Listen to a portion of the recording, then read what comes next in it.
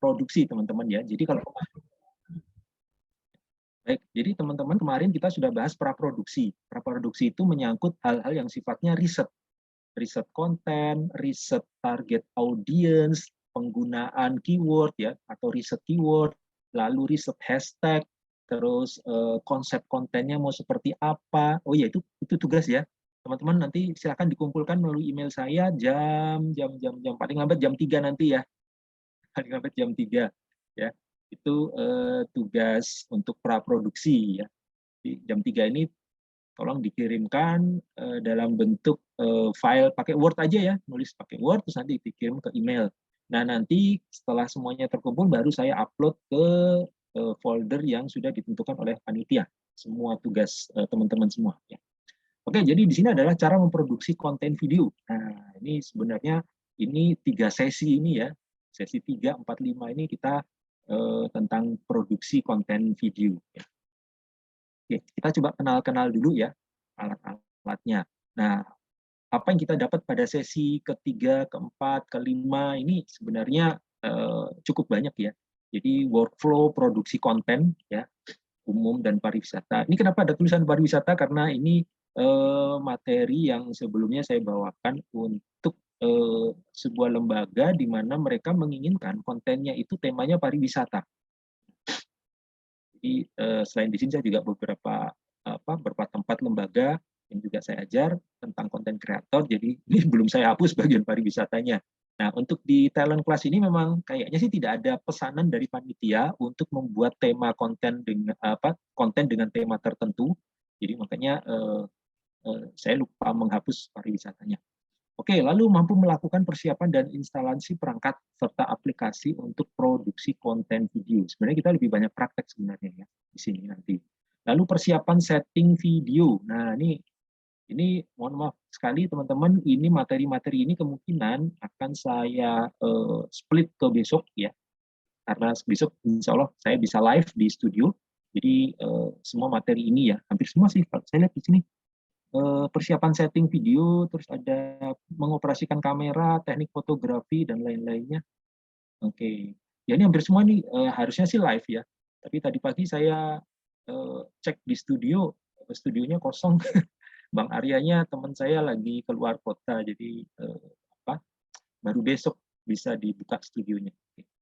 Oke, terus berikutnya persiapan. Oke, tadi persiapan setting, kamera smartphone, teknik fotografi, videografi, terus ada kamera angle ya, kamera movement, pergerakan kamera, terus. Nah, kalau berbicara yang baik di depan kamera, ini nanti mungkin relatif, mungkin kita bisa kasih contoh mungkin dari asisten mentor, Mbak Aminah, mungkin sudah terbiasa di depan kamera ini. Nanti mungkin bisa sebagai contoh, nih kalau ngomong di depan kamera yang baik itu gimana sih ya. Terus berikutnya menghindari kesalahan saat produksi video, saat syuting. Nah, di sini nanti ada prinsip sinematografi yang harus teman-teman pahami ya. Ada yang namanya prinsip sinematografi. Mungkin ada yang nanya teman-teman, Kak, kalau saya TikToker, apa saya perlu persiapan seperti ini lengkap? Kalau TikToker lebih ke arah produksi kontennya itu instan. Artinya setelah riset temanya apa, keywordnya apa. Tapi biasanya keyword sih nggak harus di riset ya. Di TikTok sendiri kita pilih keyword itu sudah ada yang lagi tren-tren itu. Produksinya juga kadang-kadang langsung live. Jadi hal-hal yang sifatnya sinematografi itu bahkan tidak digunakan untuk seorang TikTokers. Yang penting live aja lah, mau pakai tongsis atau mau kameranya dipegang langsung atau pakai gimbal, itu langsung main syuting aja gitu ya, karena sudah pede ya, karena biasanya seperti itu yang saya lihat. Oke, berikutnya adalah ini dia workflow. Nah, teman-teman, pada saat kita akan memproduksi konten ya, kita harus persiapan dulu praproduksi. Kalau sudah mantap, sudah matang, itu baru kita masuk ke produksi. Produksi konten itu artinya kita syuting. Ya. Kita syuting, kita ambil gambar, biasanya take shoot istilahnya ya, take shoot atau ya take shoot kalau kita bilangnya ya. Yang pertama briefing. Nah, briefing dulu nih. Briefing ini artinya mohon maaf teman-teman, saya cerita pengalaman saya lagi ya. Saya nggak cerita kalau bukan pengalaman saya. Pengalaman kami di tim produksi Arya Kehan ini kita ada 3 atau 4 ya, 3 atau 4 orang. Biasanya kameramen itu merangkap sutradara. Itu ada khusus dia pegang gimbal, pegang kamera DSLR, dia merangkap sutradara. Saya kebanyakan di bagian perencanaan cerita, tapi karena saya juga bukan seorang yang ahli storytelling, saya hanya membuat skrip sederhana saja. Nah, nanti didiskusikan dengan teman-teman, oh dialognya ini, dialognya itu. Nah, oke, udah sepakat. Nah, adegannya begini, adegannya begitu. Itu nanti biasanya kita langsung di lapangan. Ya. Lalu berikutnya setelah briefing kita setup logistik. Setup logistik itu begini, lu pakai baju apa nih? Cocoknya nih. Kalau misalnya yang kemarin ada tema mahasiswa lagi nyari kos-kosan ya, kos-kosan yang misteri kos-kosan itu ada talent mahasiswa. Karena Bang Arya itu sebenarnya bukan mahasiswa ya. Jadi akhirnya kita lalu rambut dipendekin dikit deh ya, rambut pendekin dikit, pakai topi ya. Terus bajunya ya baju-baju tipe mahasiswa gimana sih ya. Terus lagi menuntun motor yang lagi mogok, lagi nyari penginapan buat semalam aja gitu. Nah, itu motor kita sediakan, kita setting, pakai motor lu aja deh ya. Oke. Terus ibu kosnya itu adalah istrinya sendiri. Istrinya sendiri disetting sebagai ibu kos, pakai pakainya begini oke kayak gitu. Jadi setup logistik kalau di kita tidak terlalu banyak ya, karena kan ya memang bukan film khusus film ya, jadi udah yang penting udah pantas aja dilihat. Oke. Nah, berikutnya masuk ke cast preparation. Nah, cast preparation ini artinya pemainnya teman-teman ya, pemainnya lu dialognya apa nih, terus lu dialognya apa, udah hafal, paling dulu tuh biasanya kita ada tahap reading itu biasanya kita sehari, reading itu sehari, terus kita tes sambil megang kertas ya, kita sambil megang kertas, dialog gue apa nih, habis lu ngucapin ini gue ngucapin ini. Mohon maaf teman-teman, saya pakai bahasa lu gue ya. Kira-kira gitu. Nah, jadi dari reading selama sehari itu oke, udah mantep, besok kita syuting. Nah, seperti itu. Jadi beda kalau kita misalnya tiktokers yang bisa itu nggak ada proses reading memang, karena kami channel kita serius sebenarnya. Jadi proses tahapan seperti bikin film itu ya kita pakai ya, mirip tapi nggak sedetail kalau kita bikin film di standar industri perfilman. Lalu berikutnya syuting. Nah, syuting ini biasanya kita pakai kamera DSLR ya. Tapi kalau nggak pakai, kita biasanya pakai smartphone keluaran dari negeri Paman Sam ya. Kalau kita pakai yang Android bisa nggak? Bisa, tapi kalau bisa tipe kameranya yang bagus ya. Kira-kira seperti itu. Karena pengaruh. Jadi kualitas gambar, terus kualitas gambar ada noisy, ada semacam gerakan atau bumping ya, namanya bumping, jadi gerak-gerak dikit itu harus diminimalisir ya. Makanya kita pakai gimbal kalau kita syutingnya outdoor. Ya, kita pakai gimbal. Tapi kalau udah dalam ruangan kita pakainya tripod ya. Kita pakai tripod udah lebih stabil ya. Kira-kira seperti itu. Sebentar, ada yang chat. Nah, saya coba buka dulu. Chat, mohon maaf saya tidak bisa on cam. Oh iya, oke. Siap. Terima kasih Mbak Rara. Tidak apa-apa. Oke, berikutnya setelah syuting itu biasanya kita 2-3 hari. 2-3 hari. Kadang-kadang kalau lagi banyak kerjaan, itu kita pending. Misalnya ada, ini teman kita ini ada acara nih. Yaudah kita pending. Terus nanti baru besoknya kita syuting. Cuman kita harus ingat, baju yang kita pakai itu yang apa. Jadi misalnya ini mahasiswa lagi syuting, kita masih syuting misalnya ya, mahasiswanya lagi menuntun motor yang mogok, terus mau nyari tempat kos-kosan semalam karena rumahnya masih jauh. Nah, dia pakai baju apa? Nah, pada saat itu misalnya, kalau misalnya harus dipending syutingnya, baru lanjut lusa, ya, itu baju yang dia pakai harus tetap sama. Ya, pada saat syuting scene di dalam ruang tamu. Mau nanya ke ibu kosnya, Bu, apa ada kamar di sini yang masih kosong buat saya menginap? Nah, seperti itu. Jadi kita harus catat ya, biasanya ada istilahnya itu kalau di film itu ada orang yang tukang catat adegan ya, tukang catat adegan. Nah, kalau kita sutradara sama biasanya sih ada satu staf lagi, itu kita mencatat, oh sampai di sini nih, oke kita stop produksinya, ini ada teman kita lagi ada kegiatan lain, oke, lusa baru dilanjutin lagi, oke. Jadi posisi terakhir itu kita pakai baju apa, itu kita catat. Kita catat, jangan sampai lupa karena kalau lupa aneh gitu. Pada saat syuting di luar mau nyari tempat kosan, bajunya kaos biasa ya. Tapi demikian udah sampai ke dalam ruang tamu, mau nanya-nanya soal harga sewa kamar kos, tiba-tiba dia udah pakai kemeja. Itu kan aneh gitu ya. Jadi wah ini ketahuan nih, nggak konsisten bajunya nih ya. Jadi seperti itu. Jadi ada yang namanya kita mencatat adegan produksi, ya, syuting. Oke, berikutnya controlling. Controlling ini biasanya untuk mengontrol apakah take shoot kita udah lengkap. Jadi misalnya begini, kita udah punya storyboard, udah punya sinopsis. Oh, ini ada adegan yang lupa nih. Adegan pada saat si mahasiswa ini melihat kamar kos. Ternyata kita belum syuting. Wah, ini lupa nih, lupa. Ayo kita ambil syuting, kita ambil gambar yuk. Nah, itu seperti itu. Ya. Itu sempat terjadi juga seperti itu. Jadi kalau kita nggak kuat di storyboard sama sinopsis itu biasanya ada adegan atau scene yang kelewat, ya, scene yang kelewat. Jadi pada saat kita masuk ke post produksi, pada saat kita ngedit video, kita gabung-gabungkan, itu baru ketahuan. Ih, pas dimasuk ke ruang tamu, lalu dipersilahkan ibu kos untuk melihat kamar kosnya, itu adegan itu nggak ada, belum kita ambil gambarnya. Nah, dari situlah kita, wah harus kita syuting nih cepat supaya nanti ada adegan yang hilang itu nanti bisa terisi. Kira-kira seperti itu teman-teman ya. Ini pengalaman saya ya, pengalaman saya. Saya tidak tahu kalau yang lain beda ya. Oke, berikutnya backup. Nah, backup ini kalau kami biasanya tentang filenya. Biasanya kita backup ke laptop atau ke eksternal hard disk ya. Ini emang penting ya Pak? Iya, penting. Penting banget karena setiap footage itu harus kita punya database-nya. Supaya begini, pada saat kita nanti akan melakukan adegan lagi, kita cek di backup itu. Ini adegan ini udah sempat kita ambil belum ya?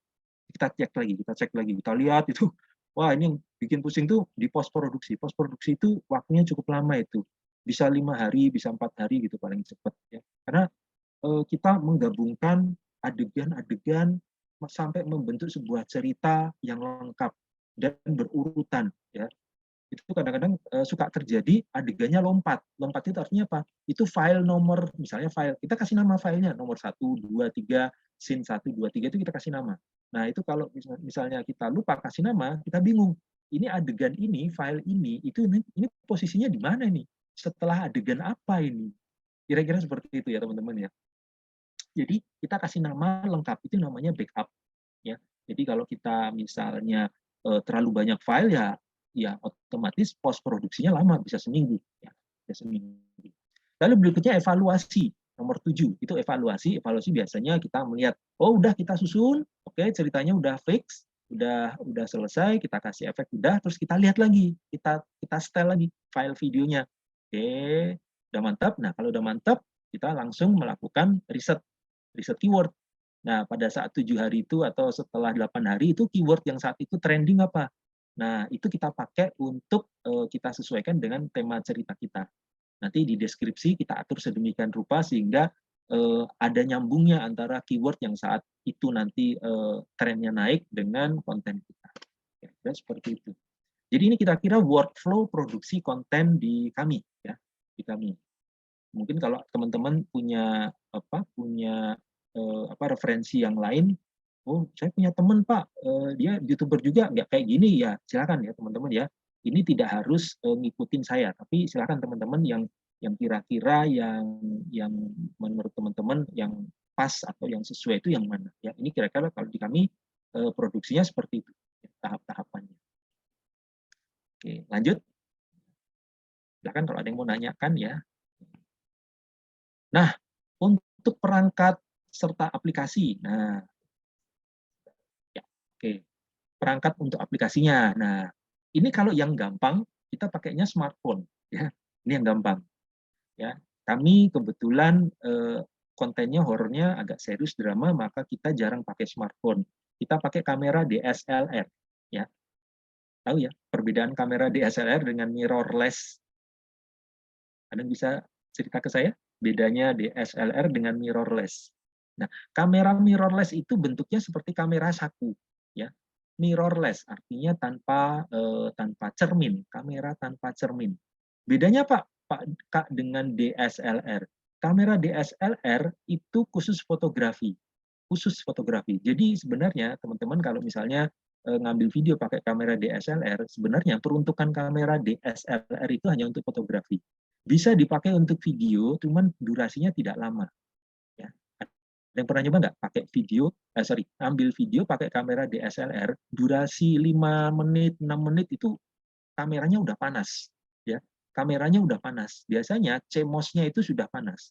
CMOS itu semacam semacam semacam kayak perangkat keras di dalam kamera yang mengatur gambar yang masuk, ya, mengatur gambar yang masuk untuk ditampilkan di layar LCD di kamera tersebut. Jadi itu kalau durasinya terlalu lama dijalankan kamera DSLR itu biasanya CMOS-nya panas. Nah, kalau panas itu biasanya rawan ngehang, ya, rawan hang. Jadi artinya gambarnya itu nanti akan patah-patah. Jadi usahakan kalau teman-teman pakai kamera DSLR tipenya yang cukup cukup cukup baik, ya. Jangan asal kamera DSLR, ya. Karena asal kamera DSLR yang harga 2-3 juta itu juga ada, ya. Kalau kamera DSLR yang harganya 9 juta, 10 juta itu kualitasnya lebih bagus, ya. Kami pakai kamera DSLR untuk melakukan syuting, ya. Belum pernah kita pakai HP smartphone, ya, karena kita konsen terhadap kualitas soalnya, ya. Jadi smartphone boleh, mau digunakan boleh, cuman memang kualitasnya gambarnya itu masih bagus di DSLR, ya. Kecuali smartphone yang dari negeri Paman Sam, ya, itu bagus itu, ya, bagus. Lalu aplikasi produksi konten video itu teman-teman, kalau ini hanya sekedar contoh, ya, ini yang pernah kita pakai itu adalah Filmic Pro, ya, itu pernah kita pakai. Tapi yang Cinema F5 Lite sama Simple Camera ini kami belum pernah pakai, ya. Ini hanya untuk uji coba saja. Teman-teman boleh coba, atau mungkin punya aplikasi rekaman videografi yang lain, silakan teman-teman boleh di-download lalu dicek fitur-fiturnya, ya. Fitur-fiturnya dicek. Yang jelas semua aplikasi ini harus mendukung HD. HD itu high definition, ya. Jadi gambar high resolusi, ya. High resolusi itu asal mendukung itu aplikasinya silakan digunakan. Lalu ada tripod, ada phone holder atau stabilizer, ya. Stabilizer itu kalau kita nyebutnya gimbal. Gimbal. Ya bukan rambut gimbal, ya, tapi memang gimbal itu kita nyebutnya memang seperti itu, stabilizer. Lalu ada lighting, ini cahaya, ya, cahaya. Biasanya kalau kita syuting di dalam ruangan, kita pakai lighting. Nah, umumnya kami menggunakan lighting lampu di dalam rumah saja.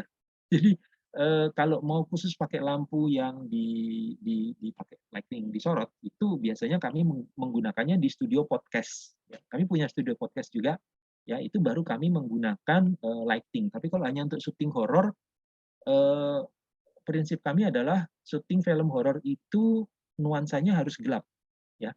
Nuansanya gelap dan remang-remang gitu. Jadi kami lebih banyak menggunakan lampu ruangan saja, ya. Di beberapa konten kami memang itu cahayanya sangat minim, ya. Cahayanya sangat minim untuk mengesankan seram, untuk mengesankan misterius. Memang seperti itu. Jadi teman-teman mungkin bisa lihat di area Kehan itu ada yang memang rasanya seperti kurang sinar, ya. Rasanya seperti kurang sinar, tapi ya itu salah satu cara kami untuk membuat nuansa dramanya itu terkesan seram, itu memang lampunya itu tidak terlalu tidak terlalu terang, ya. Lalu ada audio mic. Nah, audio mic ini biasanya kita gunakan kalau syutingnya di outdoor. Jadi ada semacam clip on, ya, clip on mic, ya, namanya clip on mic, itu ditempelkan ke kerah baju, ya, teman-teman, ya. Nanti saya kasih lihat contohnya di kerah baju, itu biasanya kalau outdoor. Tapi kalau di indoor, karena kami seringnya di indoor di dalam rumah, kita tidak menggunakan clip on mic, tapi langsung menggunakan mikrofon yang ada di kamera DSLR, ya. Jadi kamera DSLR itu ada mic-nya di depan, ya. Jadi karena kita syutingnya seringnya malam, jadi lumayan sepi. Terus tidak banyak suara-suara sehingga mic-nya kita hanya pakai yang dari kamera DSLR. Oke, berikutnya, nah ini contohnya ya. Ini perangkat-perangkat videografi. Ya. Nah, ini adalah kamera DSLR nih. Ya. Ya. Ciri-cirinya adalah dia tebal lensanya ya, tebal. Lensanya bisa diganti-ganti ya teman-teman ya. Kalau teman-teman beli kamera mirrorless itu lensanya ada yang bisa diganti, ada yang tidak. Lensanya udah langsung nempel soalnya. Tapi kalau DSLR semua lensa bisa diganti ya, semua bisa diganti lensanya. Terus kalau yang sebelah tengah ini ada mic ya. Ini mic-nya sudah langsung terpasang, ini ada HP. Terus ya seperti ini ya. Ini teman-teman kalau mau beli perangkat ini banyak di marketplace ya. Marketplace banyak, kata kuncinya kalau nggak salah sih stabilizer kamera ya kalau nggak salah ya kata kuncinya. Ini banyak nih di marketplace, marketplace yang warna merah, orange, hijau. Ini banyak yang jual ya. Oke. Kalau ada yang mau ditanyakan silahkan saja ya teman-teman ya. Terus berikutnya, nah sesi praktik. Nah ini dia. Ini besok saja ya teman-teman ya. Mohon maaf. Besok saja instalasi perangkat videografi. Jadi besok saya live dari studio. Insya Allah kalau cuacanya mendukung, saya live dari studio tentang perangkat-perangkat yang ini kita bahas di sesi kali ini ya. Jadi saya nggak enak karena sudah diminta dari pihak talent class untuk memberikan pelatihan ini, maka saya harus menunjukkan perangkat-perangkat ini secara real, secara live ya. Jadi tidak hanya sekedar gambar-gambar gini.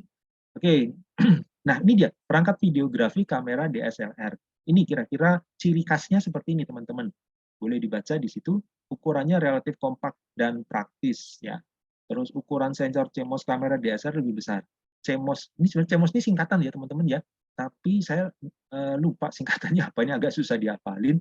Yang penting gini, kalau nyari kamera, sensor CMOS-nya yang gede. Jadi bilang saja ke toko kamera, kalau ditawarin kamera misalnya Canon D berapa gitu atau kamera apa gitu yang serinya gitu, teman-teman nanya, yang sensor CMOS-nya gede yang mana? Ya. Jadinya seperti itu.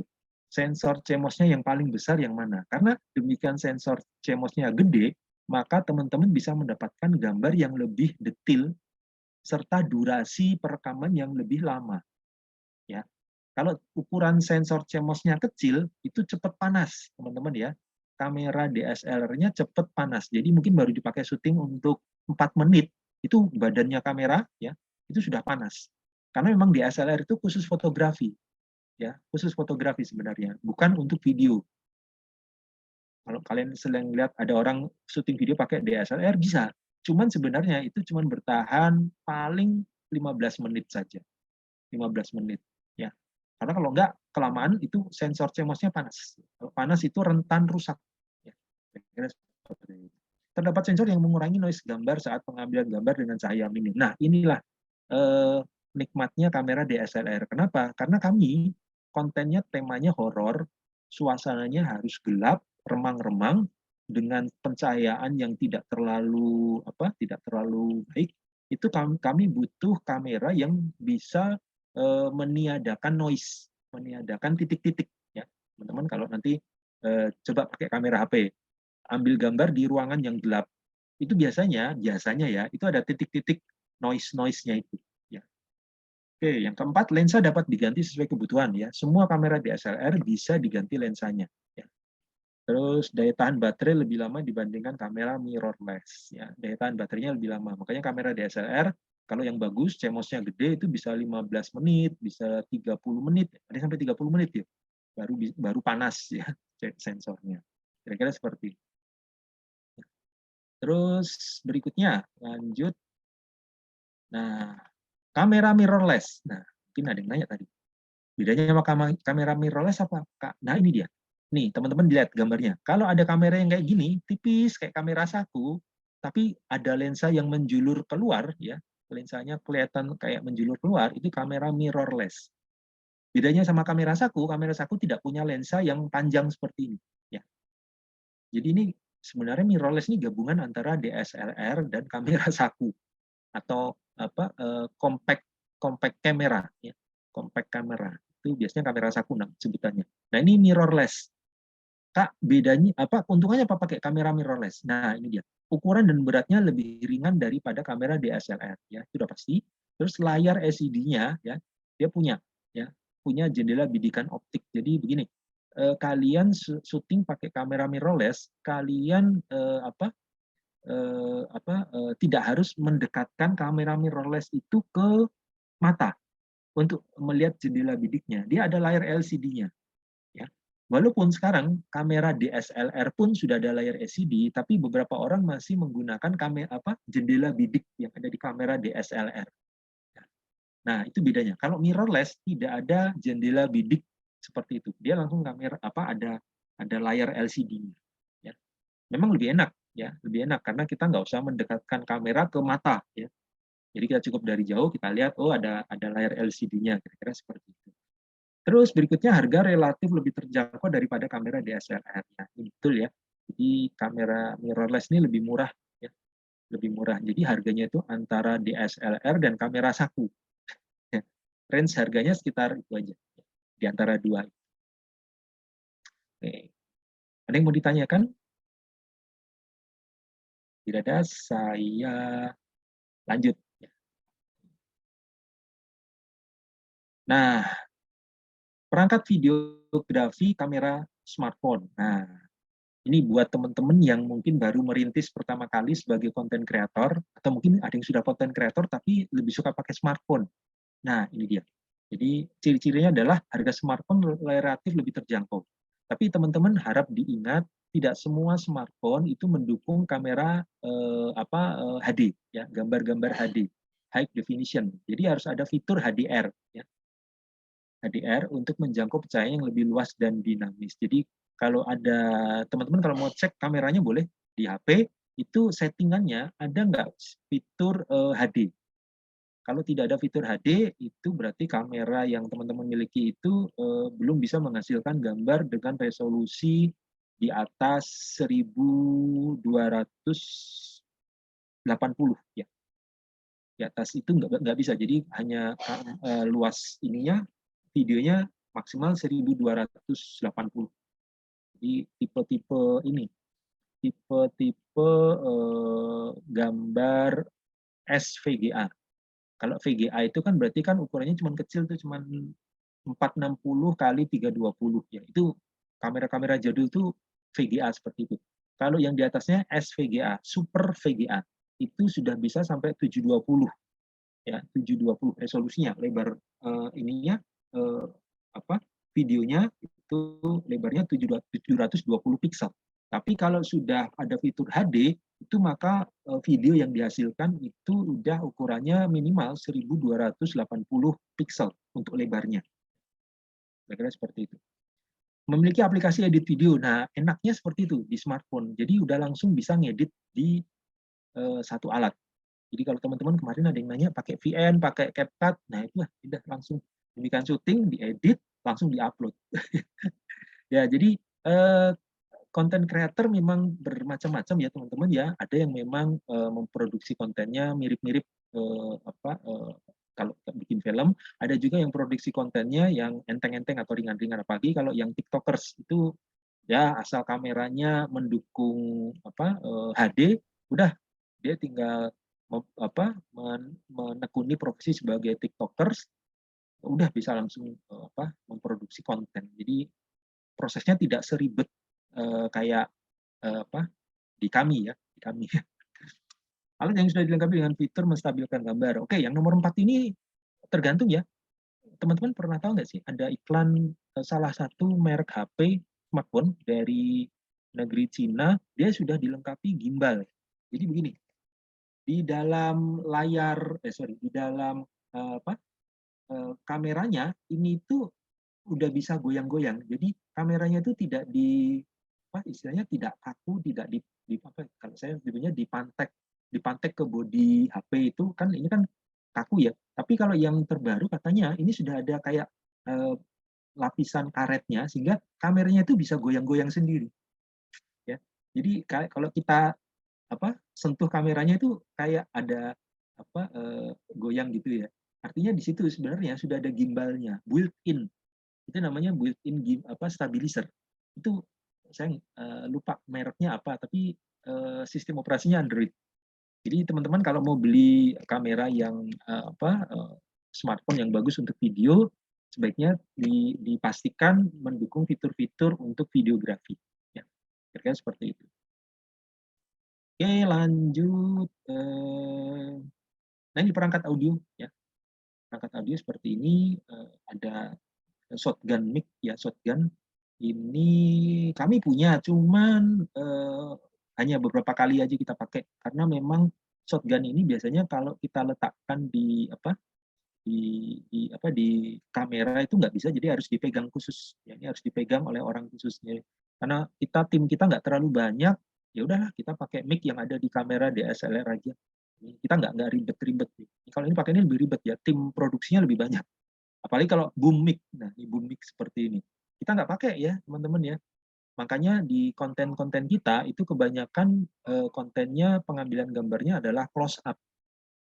Kenapa close up? Karena kita ingin mendekatkan kamera, ya, mic kameranya dengan si talent, sehingga suara yang dia ucapkan itu bisa langsung terekam dengan baik.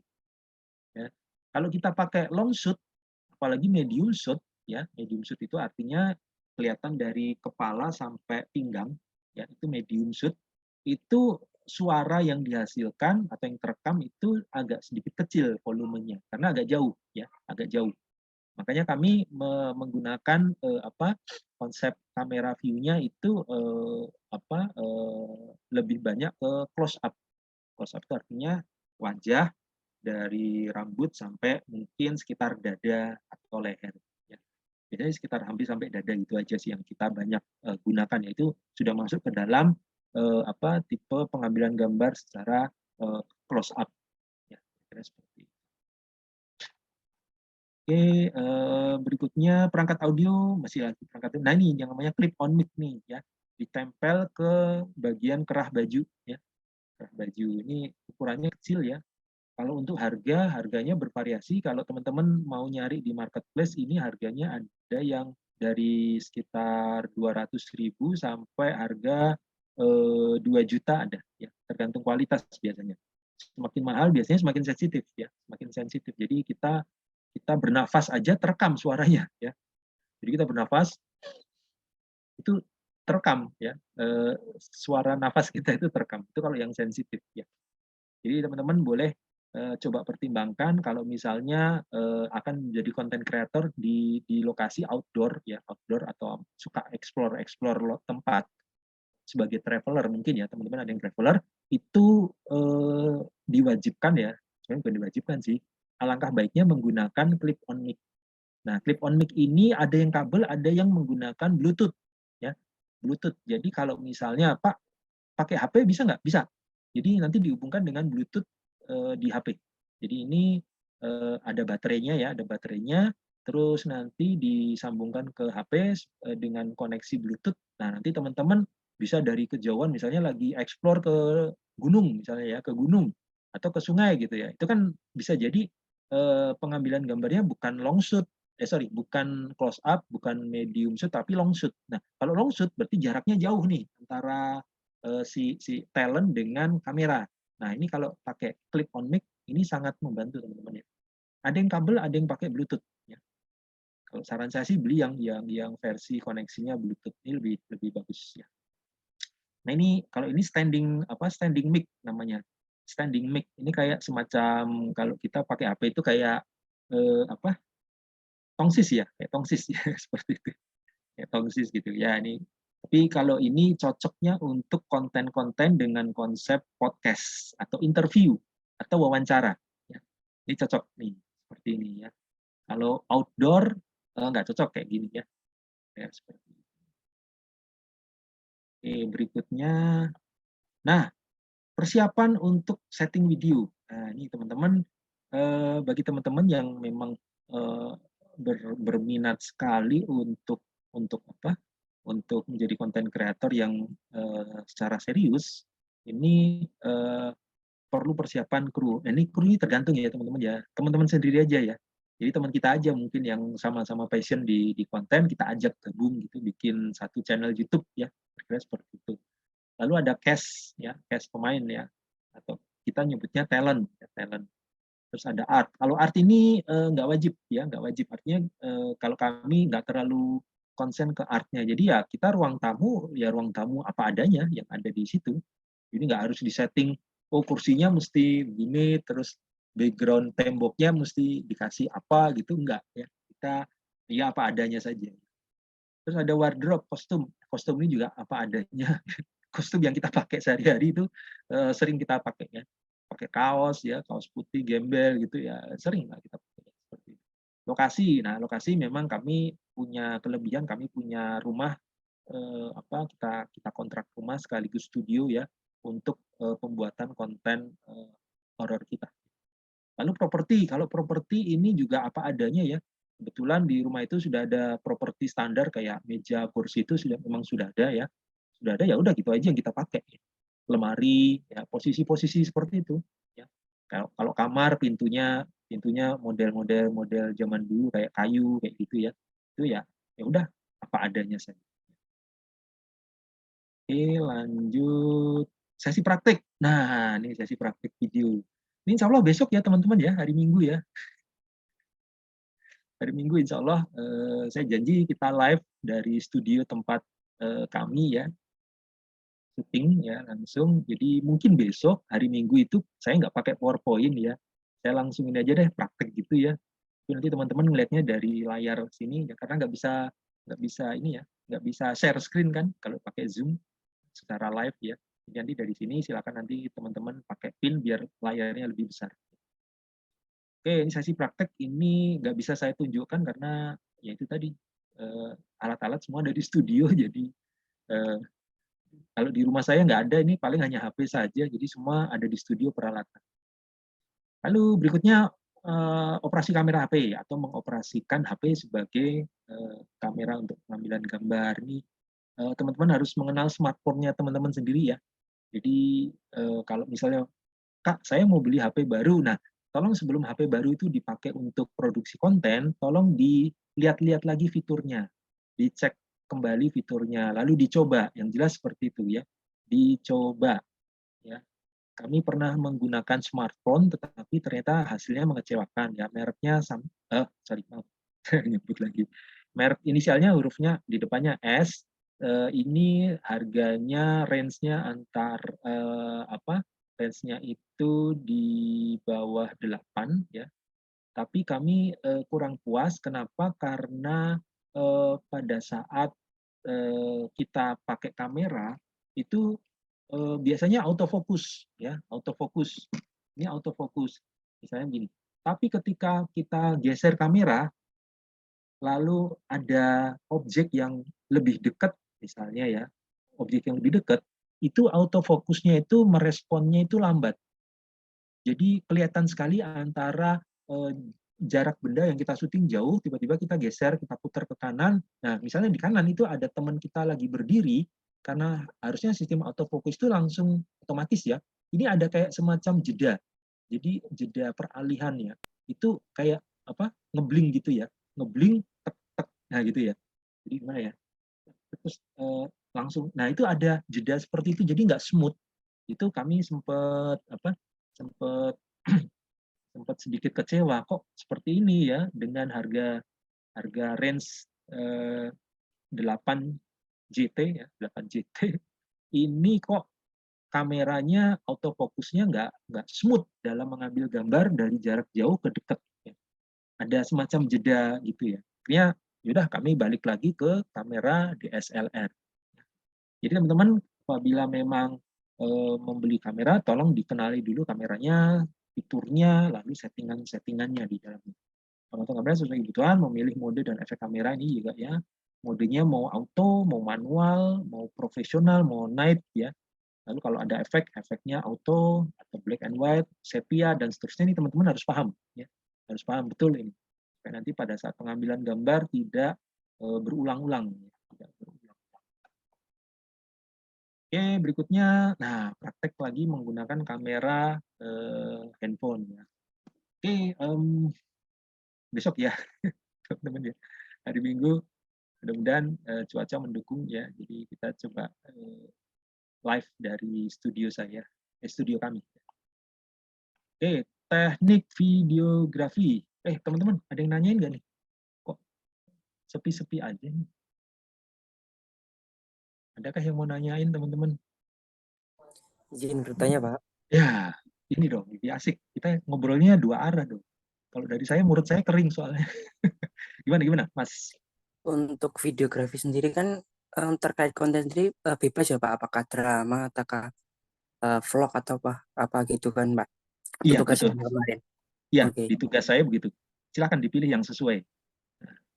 Kan memang disesuaikan dengan kemampuan gitu kan. Iya, betul, Kalau betul. hmm, Betul sekali. oke, baik, Pak. Terus pertanyaannya apa? Oh, yang tadi. Oh iya ya, oke baik. Jadi pertanyaannya bagus. Jadi konsep kontennya itu mau drama, mau interview, mau demo atau praktek, atau mau testimoni saja, itu silahkan dipilih. Mau kombinasi dari itu semua bisa, bebas ya, bebas. Ingat ya teman-teman ya, saya tidak dalam posisi menyalahkan, tidak dalam posisi membenarkan. Kita ini konten kreator, kita bebas berekspresi, memilih sesuai dengan kemampuan kita ya. Kebetulan di kami horor ini kami tidak membuat konsep podcast atau interview, jadi kami benar-benar drama fokusnya. Ya. Jadi ya itu kita konsisten aja. Jadi teman-teman kalau misalnya kayak seperti kemarin yang ada nanya itu ada Mbak Rara ya konten tentang edukasi. Nah edukasinya ini gimana nih? Apakah demo atau praktek atau mungkin hanya sekedar interview atau wawancara dari praktisi pendidikan atau dari orang yang ahli ditanya-tanyain dan disuruh praktek atau gimana atau kombinasi. Silakan ya teman-teman ya, disesuaikan masing-masing ya. Tidak harus mencontoh kreativitas kami yang hanya drama gitu ya. Ini fokusnya memang di drama ya. Kira-kira seperti itu. Ada lagi yang mau ditanyakan teman-teman? Silakan. Kalau TikTokers itu gimana Pak konsepnya? Nah, TikTokers itu lebih ke arah live. Live itu artinya lebih ke arah praktek atau demo. Jadi misalnya, mohon maaf, misalnya teknik memotong ini ya, teknik memotong kayu misalnya pakai gergaji. Nah, live saja boleh langsung direkam ya. Nih ada orang yang lagi motong kayu pakai gergaji, misalnya tukang kayu gitu ya. Nih caranya gini nih, caranya. Wah, gitu-gitu aja, nggak masalah ya. Mungkin ada yang unik, misalnya si tukangnya itu menggunakan gergajinya dengan cara yang unik misalnya. Gergajinya bentuknya unik, terus cara memotongnya unik. Nah itu bisa viral itu. Padahal temanya hanya memotong kayu saja. Tapi karena tekniknya jadi teknik memotongnya unik dan teman-teman langsung mensyuting cara tukang kayu itu menggergaji dengan cara yang unik itu nanti bisa viral. Tinggal diberikan aja keyword, hashtag yang memang lagi tren saat itu.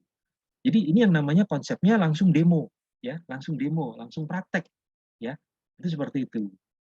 Kalau model TikTok, IG Reels atau IGTV itu lebih ke arah spontanitas, ya, jadi langsung gitu ya. Kalau tipenya konsepnya podcast wawancara itu biasanya kontennya serius, jadi biasanya sih ada naskahnya, ada skripnya yang harus dipersiapkan lebih dahulu. Nah itu cocoknya untuk channel YouTube biasanya. Kalau untuk dimasukkan ke TikTok mungkin bisa, cuman durasinya kan terbatas ya. Pak, saya tetap mau kasih ke TikTok Pak, tapi hanya di potongan adegan tertentu aja. Tapi kalau mau melihat full videonya, kita arahkan ke YouTube, bisa. Ya. Jadi selalu gunakan media sosial pendukung untuk mengarahkan traffic ke channel utama teman-teman sekalian. Ya. Jadi misalnya channel utamanya YouTube, oke. Perlu nggak bikin IG? Oh silakan, boleh. Perlu nggak bikin TikTok? Silahkan, boleh. Nggak ada yang melarang ya. Nah, tapi ingat, semuanya itu nanti diarahkan menuju ke full videonya di channel YouTube. Jadi jangan lupa menuliskan link channel YouTube-nya di akun media sosial tersebut. Ya. Ada yang mau ditanyakan? Ini sebenarnya enak praktek ini ya. Mohon maaf nih, saya sebenarnya tadi pagi udah ke studio.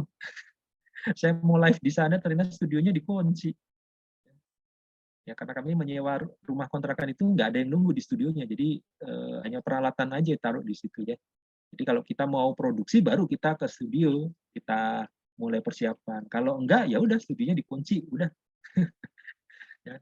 Jadi tadi mohon maaf, mungkin besok ya, mungkin besok karena saya udah bilang sama Bang Arya, Bang, ini ada apa live session, saya mau pinjam studionya. Tadi saya udah minta izin, bisa besok mudah-mudahan bisa kita live. Lalu teknik penempatan kamera. Nah, ini berdasarkan sudutnya itu seperti itu ya, teman-teman ya. Ada yang namanya bird eye. Bird eye itu artinya apa? Kalau teman-teman punya drone ya, punya drone lalu digunakan untuk mengambil gambar atau untuk memproduksi video, itu sebutan pengambilan gambar dari posisi di atas menggunakan drone itu namanya bird eye. Ya, bird eye. Maksudnya apa? Itu matanya burung ya, matanya burung yang terbang melihat ke bawah. Ya, seperti itu. Terus berikutnya ada high angle ya. High angle ini kalau teman-teman posisinya kameranya lebih tinggi daripada si objek yang mau direkam itu ya. Itu bisa di apa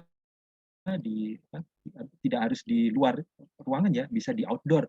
Misalnya kamera diposisikan diletakkan di atas lemari ya, atau mungkin di atas kursi. Kalian teman-teman berdiri di atas kursi langsung megang kamera syuting gitu ya. Itu maka posisinya itu kita sebut sebagai high angle ya, kira-kira seperti itu. Lalu ada eye level. Nah, eye level ini yang sering kami gunakan, bukan saya, sering kami gunakan dalam konten-konten horor kami ya, high level. Jadi karena gimana ya, kalau horor itu kami lebih nangkap ekspresinya. Jadi kalau kita pakai high angle itu ekspresinya nggak terlihat karena posisinya di atas, hanya kelihatan rambut sama sebagian hidung, mulut ya. Jadi nggak dapat pesan seremnya, ekspresinya si talent itu nggak dapat. Jadi kami kebanyakan menggunakan eye level. Jadi kamera itu sejajar lensanya dengan mata. Itu yang kami sering gunakan. Lalu ada lagi namanya low angle. Nah, low angle ini kameranya agak di bawah ya. Kami jarang menggunakan ya. Kami jarang menggunakan. Sempat ada hanya 1-2 scene yang kita pakai low angle, tapi saya lupa di konten yang beberapa ya. Ini sempat ya. Cuman kami seringnya eye level ya. Terus ada yang frog eye. Frog eye ini kita nggak pernah pakai ya. Frog eye itu benar-benar kameranya diletakkan di tanah. Teman-teman. Jadi kameranya diletakkan di tanah, diganjal sehingga lensanya mengarah ke kita ya. Ini kami nggak pernah gunakan ya. Mungkin teman-teman kalau penasaran mau coba bikin konten yang menggunakan fork eye itu silakan ya. Tapi harus relate dulu dengan temanya ya. Temanya apa? Kok kenapa harus pengambilan kameranya pakai frog eye? Itu harus ada alasannya ya. Harus ada alasan. Kalau hanya nyoba-nyoba saya khawatir jadi nggak konsisten. Jadi blocking kameranya jadi jelek. Blocking kamera itu ini komposisi gambar di frame ya, itu blocking kamera. Jadi kalau misalnya mukanya terlalu dekat ke arah lensa sehingga yang kelihatan cuma alis sampai bibir, artinya bagian kepala atas nggak kelihatan, itu blockingnya jelek, jadi cuma segini. Ya. Kita sebutnya blockingnya jelek, jadi harus lebih jauh lagi supaya kelihatan agak banyak, kira-kira seperti itu ya. Oke, ini untuk kamera angle. Any question? Ada yang mau ditanyakan teman-teman? Ada? Oke. Lanjutnya slide berikutnya. Sesi praktek. Nah, ini dia sesi praktek. Aduh, ini sekali lagi teman-teman saya mohon maaf. Rencana pagi ini memang saya live session, cuman lagi-lagi tidak bisa besok ya. Insya Allah besok minggu pagi ya, saya harap teman-teman hadir lengkap ya. Saya akan live dari studio, teknik penempatan kamera dan seterusnya ya. Kira-kira seperti itu. Ini sebenarnya kalau di sesi offline ini saya minta peserta untuk megang kameranya ya, kamera HP-nya. Langsung kita teknik mempraktekkan tadi ya, kamera view tadi.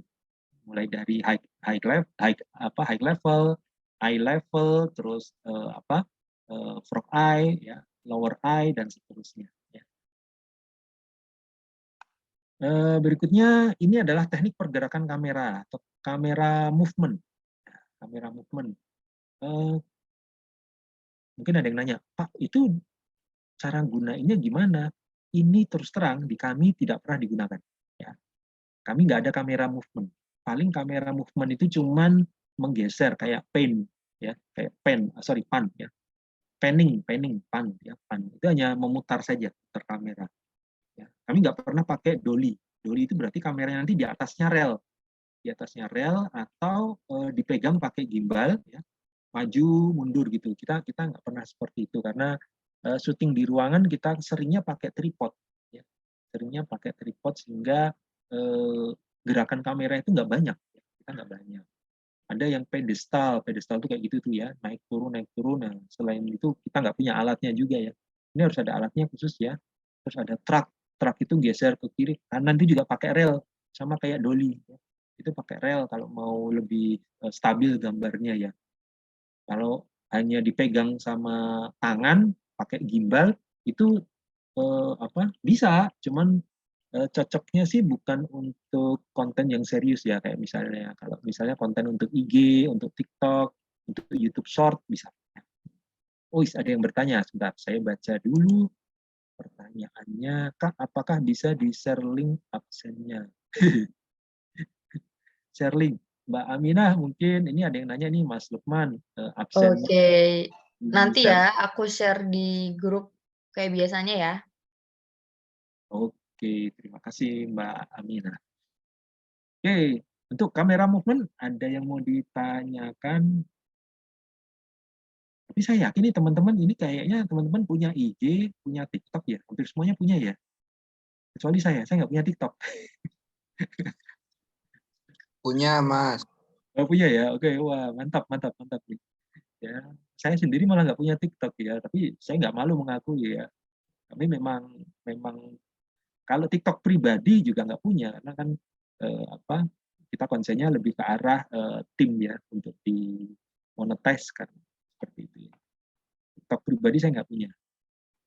Oke, berikutnya sesi praktek. Aduh, ini pergerakan kamera lagi ya. Ini teman-teman kalau offline ya, kita kalau offline ini asik banget ini ya. Kalau offline jadi bisa langsung ngelihat pergerakan kameranya. Teman-teman kalau boleh saya kasih tahu, pergerakan kamera ini tidak wajib ya. Jadi teman-teman kalau memproduksi konten, apakah harus ada gerakan kamera? Tidak harus. Bahkan hanya pakai tripod-tripod aja juga boleh ya. Satu scene pakai tripod, nanti scene berikutnya pakai tripod lagi. Jadi sama sekali kameranya nggak ada yang gerak ya. Itu bisa ya, bisa. Kami pernah lakukan itu ya. Kami pernah melakukan itu. Jadi nggak perlu ada kamera gerakan kayak gini-gini karena ribet ya, ribet kalau gerakannya mulus karena kami kan nggak punya rel, nggak punya apa istilahnya ya, rel itu ya. Karena kan untuk menggerakkan itu harus pakai rel kameranya.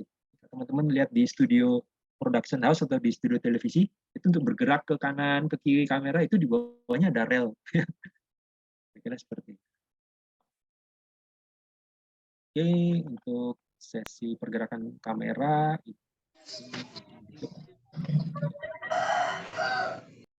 nah, berikutnya kita masuk ke alat-alat tata cahaya ya, alat cahaya. Alat cahaya. Nah, ini teman-teman saya kasih tahu, jadi ada yang namanya teknik pencahayaan itu namanya three point lighting ya. Three point lighting. Itu three point lighting itu artinya pencahayaannya ada lampu untuk key light ya. Key light atau prinsip pencahayaan itu ada key light itu pencahayaan utama langsung mengarah ke muka ya. Mengarah ke muka. Dulu peserta pelatihan saya ada yang dia seorang beauty vlogger, dia beli namanya Circle Light ya. Teman-teman yang perempuan di sini tahu ya Circle Light. Circle Light terus ada softbox.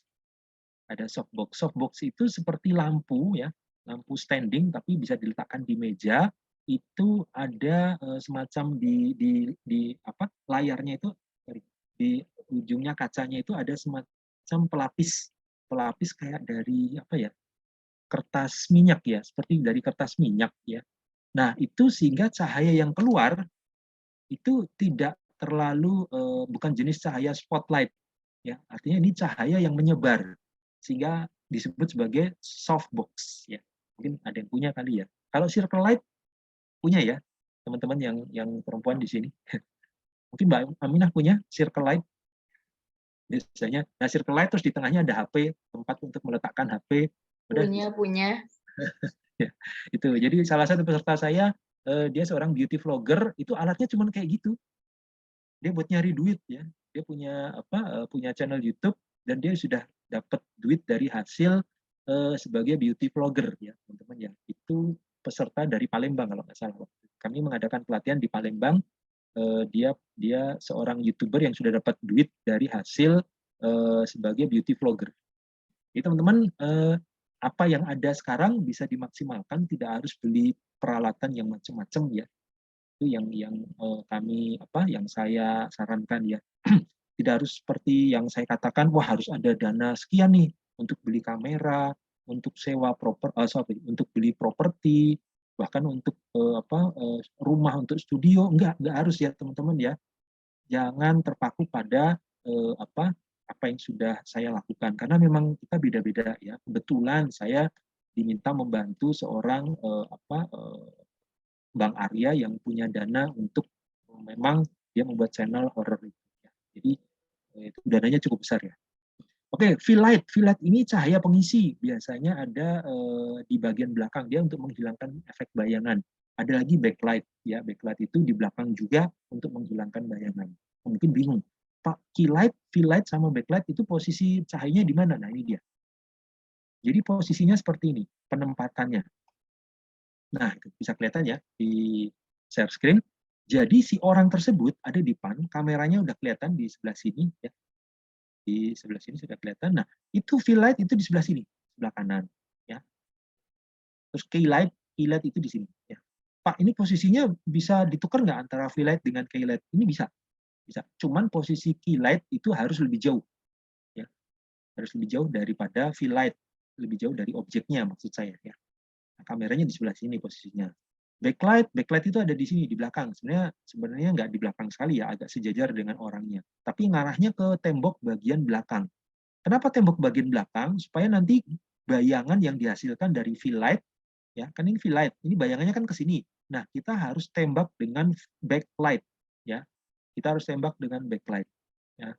Ini opsional. Kenapa? Walaupun nggak ada backlight, tetap bayangan ini nanti nggak kelihatan. Kenapa? Karena arah kilatnya ke sini, ini juga menimbulkan bayangan ke sebelah sana. Jadi ini apa istilahnya, sinarnya itu saling melengkapi ya, dari kiri, dari kanan, itu ada. Jadi kalau hanya satu sisi, itu wajah orang yang sebelah sini terang, yang sebelah sini gelap. Tapi kalau dari dua sisi, dari sini sama dari sini, fill light dan key light, itu cahayanya rata. Sehingga orang tersebut tidak terlihat adanya bayangan. Teman-teman ya. Mungkin ada yang nanya, Pak, ini di tempat Bapak dipakai nggak? Enggak. Kami mengurangi sinar lighting karena tema kami horor. Ya. Kalau teman-teman lihat di area Kehan, itu kecuali di outdoor ya. Kalau outdoor kita mengandalkan sinar matahari. Kalau di indoor, itu lebih sering kita hanya mengandalkan lampu ruangan. Jadi makanya kami banyak bayangan. Karena bayangan itu menimbulkan efek seram. Ya, kira-kira seperti itu. Jadi teman-teman tergantung lagi dari tema kontennya ya. Tema horor ya bolehlah panduan di channel kami sebagai panduan ya. Tapi kalau temanya bukan horor, nah, teman-teman harus mempersiapkan tentang tata cahaya ini. Backlight ini sebenarnya lampu yang mengarah dari belakang ke depan ya. Backlight itu. Pak, ini kalau dari kekuatan sinarnya yang paling kuat adalah dua ini, key light dan fill light.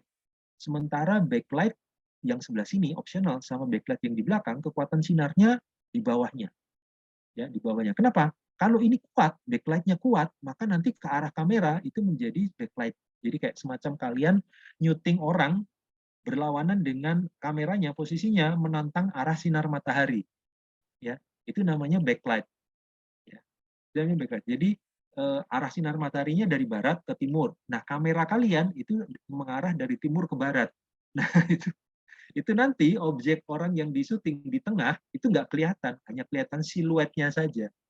Siluet, jadi cuma kelihatan gelap gitu. Nah, itu yang harus teman-teman hindari, penataan cahaya seperti itu. Jadi kalau misalnya Pak, kita syutingnya di ruangan. Nah, coba teman-teman setting dulu lampu ruangan itu cukup atau tidak. Ya. Jadi setting dulu, jangan tiba-tiba langsung mengadakan pencahayaan seperti ini. Lihat dulu kalau kira-kira lampu ruangan cukup, ya udah pakai itu. Pak, nggak cukup Pak, tolong diganti bolamnya. Bolam lampu ruangannya diganti dengan watt yang lebih besar. Ya, jadi teman-teman ada tahapan-tahapan sebelum menggunakan tata cahaya yang canggih seperti ini. Ya, kecuali teman-teman konsep kontennya adalah podcast. Ya, konsep podcast biasanya harus menggunakan cahaya tambahan. Tidak bisa hanya cahaya dari ruangan yang di atas itu, nggak bisa.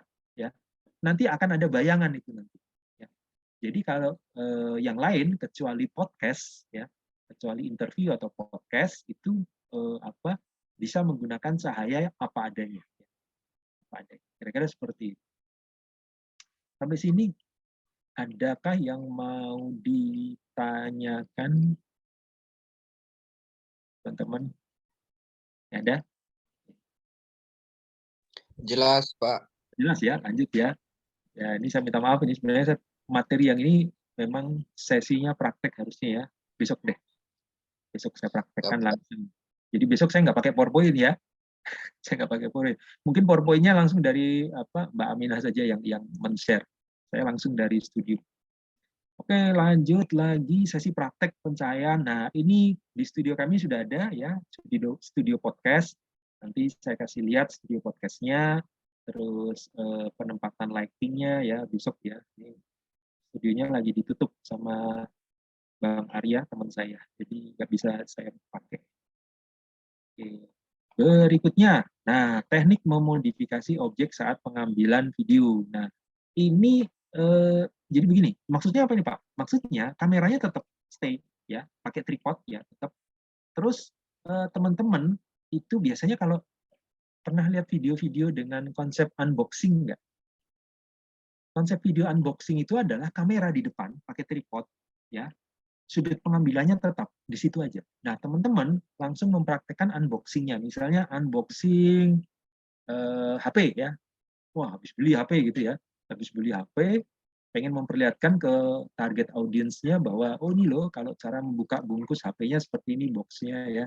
Langsung dipraktekkan di depan. Nah, itu artinya teman-teman sudah memindahkan, membalikkan, memiringkan, mengubah atau memutar objek yang sedang di syuting tersebut. Ya. Posisinya boleh teman-teman mukanya kelihatan atau di syuting dari atas. Jadi kameranya mengarah ke meja ke bawah ya. Dan teman-teman box yang akan di unboxing itu diletakkan di bawah kamera. Jadi yang kelihatan cuma tangan kalian saja. Tangannya teman-teman saja membuka boxnya itu. Ya, bisa seperti itu. Sudah memodifikasi objek ya dalam pengambilan video. Diputar boxnya, dipotong plastiknya, dibuka kardusnya, dan seterusnya. Jadi kameranya dari atas ya teman-teman ya, dari atas. Pak, saya nggak mau Pak, saya pengen kelihatan muka saya. Ya udah berarti dari depan tapi mengarah ke meja yang ada boxnya itu. Biasanya kalau kayak gitu konsep-konsep food vlogger biasanya kayak gitu ya. Food vlogger itu seperti itu. Jadi piring makannya itu tidak mengarah ke kita, tapi mengarahnya ke kamera. Misalnya nih, saya kasih contoh ya, HP saya begini, lalu agak diganjel piringnya, itu mengarah ke depan. Nah, teman-teman ngambil dari belakang, makanannya diambil, terus dimakan gitu ya. Kira-kira seperti itu ya. Ini tipe-tipe memodifikasi objek ya, memodifikasi objek. Jadi biar pemirsa atau target audiensnya melihat objeknya itu lebih jelas lah. Oke, lanjut lagi. Nah, teknik memodifikasi objek ya, ini harus praktek ya ini ya. Teman-teman, tapi kalau ini teman-teman bisa kok mempraktekkan ya. Tangan kiri memegang HP dari atas ya, ini tangan kiri ya. Tangan kiri memegang HP dari atas, terus tangan kanannya di bawah, misalnya teman-teman lagi nulis ya. Lagi nulis atau kaligrafi gitu ya. Ini nyutingnya dari atas ya. Men-syutingnya dari atas. Jangan dari depan. Kalau dari depan si pemirsa nggak bisa melihat apa yang digambar atau apa yang ditulis. Jadi harus kamera dari atas. seperti itu. Oke, lanjut. Nah, ini kalau ukuran dari shoot-nya itu seperti yang namanya full shot itu seperti itu, ada lagi yang namanya establishing shot ya. Establishing shot ini biasanya kita sebut juga dengan long shot ya. Long shot. Saya juga bingung, ngucapinnya apa ya? Shoot apa shot ya? Shooting ya, shooting. Shooting berarti O-nya 2, shoot ya. Kalau shot itu tembakan ya. Jadi monggo aja teman-teman mau nyebutnya apa nih? Saya juga belum tahu nih yang benar yang mana ya. Karena saya suka bilangnya shooting. Kita syuting ya, kita syuting nanti. Shoot. Establishing shoot ini long shoot ya. Namanya long shoot. Ada lagi full shot atau full shoot. Nah, itu dari kepala sampai kaki kelihatan semua. Ada yang medium shot. Ya, medium shot itu sampai pinggang biasanya. Ya. Sampai pinggang, dari kepala sampai pinggang. Terus ada lagi close up. Nah, close up itu medium close up ya. Tapi kalau saya masih menyebutnya medium sampai bagian dada. Bagian dada itu adalah medium. Nah, kalau close up itu hanya kepala dari rambut sampai leher. Ya. Itu namanya close up. Kira seperti itu. Nah, kan, ada yang mau ditanyakan sampai di sini? Mungkin bagi yang TikTokers tipe shoot seperti ini tidak terlalu penting karena apa? Di video TikTok itu yang penting adalah gambarnya enak untuk dilihat dan informasi uniknya itu apa yang disampaikan di TikTok. Jadi kan TikTok itu kan hiburan ya, entertain ya. Entertain sama edukasi juga ada, tapi lebih banyak entertainnya. Nah, asal pengambilan gambarnya tepat dan bisa menghibur, nah itu udah bagus. Ya. Jadi nggak perlu pilih kayak gini-gini. Nah, kalau di kami perlu seperti ini. Ya. Karena kan kami pakai konsepnya drama. Ya. Konsep konten kami adalah drama. Jadi kami memperhitungkan full shot itu kalau misalnya dari outdoor ya, luar, misalnya mahasiswa yang mau nyari tempat kos-kosan hanya semalam gitu ya, kami syutingnya dari luar. Ya. Di luar itu full shot seperti ini. Nanti kalau sudah masuk ke adegan ngobrol dengan teman, ngobrol dengan ibu kos atau ngobrol dengan yang lainnya, kami sering menggunakan close up. Kami sering menggunakan close up supaya dapat dapat ekspresinya, Ya, seperti itu. Oke, lanjut lagi. Wah, praktek ukuran shoot. Nah, ini teman-teman ya mungkin bisa praktek sendiri berdasarkan panduan di atas tadi. Ini nggak terlalu sulit kok ya. Jadi tidak terlalu sulit. Oke, sampai ini. Oh, sebentar. Ini ada pertanyaan kah? Pak, kalau konten videonya berupa voice over apa masih termasuk ya, Pak? Oh, konten videonya voice over. Artinya apa nih, Mas Dedi? Mas Dedi ini artinya kontennya hanya voice kalau gitu sebagai podcaster ya, Mas Dedi ya? Maksudnya begitu atau bagaimana ini? Konten videonya berupa voice over. Oh ada voice overnya ya. Konten video menggunakan voice over apa termasuk ya Pak? Termasuk konten ya. Jadi pakai voice over itu contohnya sebentar.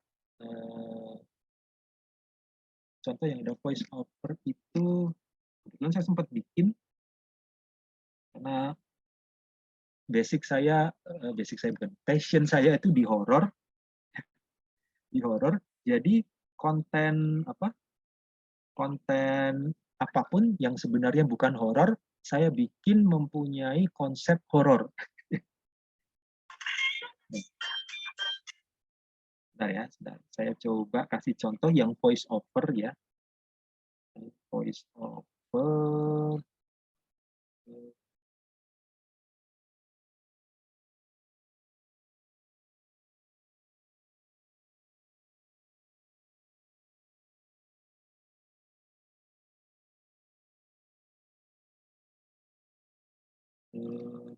Mbak Aminah, mungkin mohon di-share ke teman-teman, Mbak Amina, saya Boleh.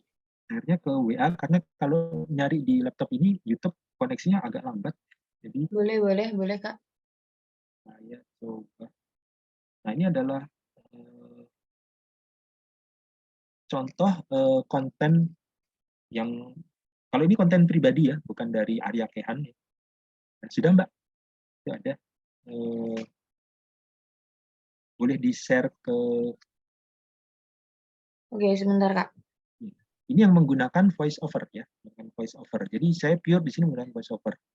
Soalnya di YouTube yang hanya berupa ilustrasi terus informasinya penjelasan lebih ke voice over. Ya, betul. Nah, ini contohnya, ini voice over. Iya. Mbak, boleh di-share Mbak di Zoom, saya tutup dulu. Ini yang Oke. saya karena passion saya di horor. Oke, sebentar ya, Pak. Ya, siap Mbak. Jadi ini sebenarnya informasinya adalah lokasi wisata belanja ya teman-teman ya, lokasi wisata belanja di daerah Cipadu. Kebetulan domisili saya adalah di Cipadu, Kota Tangerang, Provinsi Banten. Nah, ini wisata belanja ini itu sebenarnya kalau kita sampaikan dengan konsep yang ceria, ini menarik, tetapi saya buat dalam konsep horor ya, dengan background yang mendukung horor, terus ada voice overnya saya sendiri ya, voice overnya saya sendiri yang mengisi ya. Nah, mungkin ini yang dimaksud oleh tadi yang bertanya ke saya tadi ya di chat Mas Dedi. Oke, sebentar. Ada contohnya penggunaan voice over. Nah, voice over ini teman-teman itu cara memproduksinya adalah teman-teman syuting dulu ya, syuting dulu. Jadi jangan langsung syuting, langsung teman-teman langsung ngomong, itu jangan. Suaranya pasti akan bentrok dengan suara di lokasi syuting. Ya, suaranya pasti bentrok, itu saya jamin. Jadi kalau mau bikin konsep video yang sifatnya misalnya penelusuran atau informasi, itu sebaiknya ambil dulu videonya, ya, ambil videonya, nanti setelah itu di proses editing baru teman-teman nambahin suara. Ya. Dengan menambahkan suara, teman-teman bisa men-setting ukuran volume suara dari si videonya itu bisa dikecilin. Ya, bisa dikecilin bahkan dihapus. Sehingga nanti suaranya teman-teman yang akan mendominasi video tersebut. Lalu juga bisa ditambahkan dengan background yang mendukung. Ya, teman-teman ya. Jadi seperti itu. Jadi kalau ada video dengan voice over, ambil dulu videonya, ya. Setelah itu baru ditambahkan suara pada saat editing. Nah, seperti itu. Nah, ini contohnya.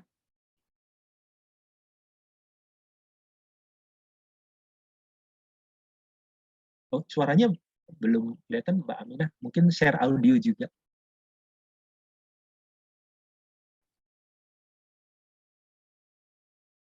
Ini wisata belanja, ya. Jadi saya menggunakan judul misteri lokasi wisata. Ini ada suaranya Mbak Aminah. Ini suaranya belum keluar Mbak Aminah. Ya, ini ada voice over-nya. Halo Mbak Aminah. Share screen-nya ditutup dulu. Terus di bagian share screen juga diaktifkan share audionya. Oh ya, sebentar, Pak. Nah, ini buat referensi teman-teman ya. Ini mohon maaf pada saat saya pengambilan video ini saya tidak menggunakan gimbal ya. Saya tidak menggunakan gimbal. Jadi caranya gimana? Saya naik motor. Ya, waktu itu memang saya kesulitan untuk minjem gimbal sedang digunakan di studio. Jadi saya terpaksa naik motor sambil pegang kamera tangan kiri, tangan kanan pegang gas motor. Oke. Jadi banyak goyangnya. Ini agak banyak goyangnya ya. Tapi ini karena waktu itu hanya untuk semacam kewajiban bagi kami di instruktur untuk membuat video. Akhirnya ya kami buat seadanya. Ya.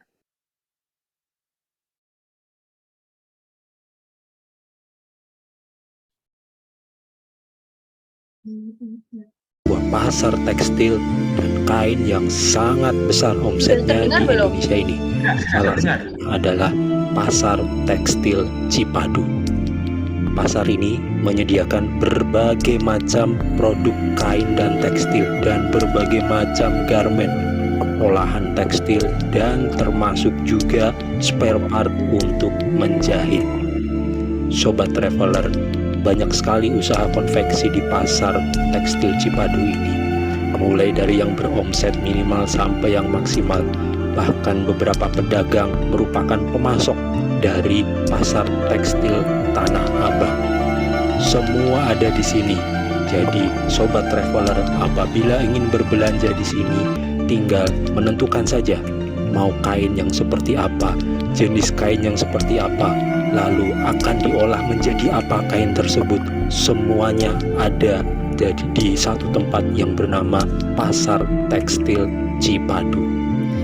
Produk-produk yang dijual pun termasuk banyak dan bervariasi, mulai dari gorden, spray, alas tempat tidur, sarung bantal dan guling, selimut, bed cover, lalu ada juga perlengkapan pakaian seperti resleting, lalu ada handuk, ada baju, bahkan juga menjual kebaya. Semuanya ini ada di dalam Pasar Tekstil Cipadu. Seluruh produk berbahan dasar kain ada di sini dan olahannya. Wisata belanja ini sangat terkenal dan bisa menarik perhatian bagi orang-orang yang tertarik dengan produk-produk garmen, baik masyarakat di Kota Tangerang maupun di Provinsi Banten. Mereka semua ingin menikmati pasar belanja atau wisata belanja di Pasar Tekstil Cipadu ini. Bahkan tidak hanya wisata di dalam negeri, wisatawan luar negeri atau mancanegara juga beberapa kali sering terlihat di Pasar Tekstil Cipadu ini. Sobat traveler, yuk kita ke Pasar Tekstil Cipadu. Nah, itu teman-teman yang sempat saya buat ya. Ini mulai dari praproduksi sampai produksi ini hanya 6 jam. Jadi kita syuting pagi, mulai dari jam 8, habis itu langsung saya edit, jam 4 atau jam 5 saya sudah upload, sudah jadi ya. Jadi tidak terlalu bagus memang kualitasnya, tetapi konsep horornya saya tekankan di situ ya. Tapi sini ada yang mau ditanyakan, keren Pak, itu pakai kamera tipe berapa ya Pak? Oke, untuk kamera saya hanya pakai smartphone saja ya, smartphone dengan operating sistemnya Android ya teman-teman ya. Jadi sebenarnya kualitasnya nggak terlalu bagus ya. Kalau mau serius, karena waktu itu gimbalnya sedang dipakai, jadi saya terpaksa syuting tanpa menggunakan gimbal ya. Jadi kebetulan waktu itu pelatihan untuk konten creator juga. Nah, diminta untuk mengumpulkan sore itu. Nah, paginya baru saya bikin nih konsepnya. Kayak gini-gini langsung syuting jam 8, syuting sekitar ya 1 jam tadi. 1 jam. Habis itu saya edit mana yang kualitas videonya kurang, saya naikin kualitasnya, sinar pencahayaannya dan seterusnya. Lalu saya bikin skrip naskah voice over-nya ya. Saya lihat di internet Pasar Cipadu itu sebenarnya apa sih gitu ya. Walaupun rumah saya dekat sini, tapi saya harus cari riset dulu ya. Pasar Cipadu, begini. Nah, saya bikin tuh skripnya, list. Nah, setelah itu pada saat proses editing saya baca list tersebut, teks tersebut saya baca. Nah, setelah saya baca, saya riset untuk background-nya. Riset, ini suara-suara horor yang bagus yang mana ya, efek-efek mana yang bagus ya. Udah, akhirnya saya masukkan, saya compile di software namanya Filmora. Saya pakai Filmora ya teman-teman ya. Saya pakai Filmora, terus akhirnya udah jadi seperti itu. Kira. Oke, sekarang saya lanjut ke chat dulu nih. Apalagi Kak mau nanya, semisal kita membuat video yang diambil dari drama atau film, mengambil scene-scene yang ada kata-kata gitu, apakah masih disebut konten? Mbak Alfa, oke. Untuk pengambilan video, mohon diperhatikan kalau durasinya terlalu lama dari keseluruhan total videonya, itu YouTube bisa mengidentifikasi itu sebagai plagiat. Nah, mohon diperhatikan, kalau sudah dideteksi sebagai plagiat, itu YouTube langsung memberikan informasi. Maaf, apa istilahnya? Ada tulisan, tapi dalam bahasa Inggris ya. Maaf, konten Anda mengandung hak cipta atau hak properti dari pihak lain. Jadi kita nggak bisa ngupload. Nanti tombol uploadnya langsung istilahnya jadi warnanya blur. Warnanya jadi nggak muncul, ya. Jadi nggak bisa diupload di YouTube, ya. Jadi Mbak Alfa, mohon diperhatikan pada saat pengambilan klip atau aset digital dari orang lain, kalau bisa sih durasinya jangan terlalu panjang ya. Nah, masalah durasinya berapa itu dicoba-coba dulu ya, karena saya nggak tahu ketentuan YouTube itu, misalnya video saya 5 menit ya, durasi konten yang saya ambil dari tempat lain itu jangan sampai durasinya 3 menit. Artinya yang asli buatan kita cuma 2 menit. Nah, itu biasanya YouTube langsung memban. Nggak bisa lolos nih. Jadi harus dikurangin lagi durasi seperti itu. Ya, kira-kira seperti itu sih, Mbak. Penghabisan apakah masih disebut konten? Oh iya, masih disebut konten, Mbak. Ya, masih disebut konten ya, teman-teman ya. Walaupun kita ngambil dari orang lain, kayak misalnya konsep reaction ya. Teman saya yang dari production house itu dia punya YouTube short, konsepnya reaction, itu malahan ngambil video dari awal sampai akhir, tapi dia tetap nongol di situ. Jadi video yang dibahas itu ukuran blocking frame-nya itu cuma separuh. Nah, sebelahnya adalah gambarnya dia, videonya dia lagi menonton dan memberikan reaksi. Kayak misalnya kalau terkejut, dia gini. Wow, terus kayak gitu-gitu ya. Jadi lebih ke arah ekspresi kita yang di syuting. Jadi itu ada di separuh layar, ya, separuh layar. Separuh layarnya untuk video yang dibahas, separuhnya untuk dia berekspresi. Itu bisa, ya, itu bisa seperti itu. Dan itu disebut sebagai konten kreator juga. Oke, berikutnya ada pertanyaan dari Mas Dedi. Pak, sekarang ingin bertanya di proses editingnya untuk memilah scene video mana yang bagus untuk ditampilkan, bagaimana ya Pak? Apakah ada triknya? Mas Dedi, bagus nih pertanyaannya ya.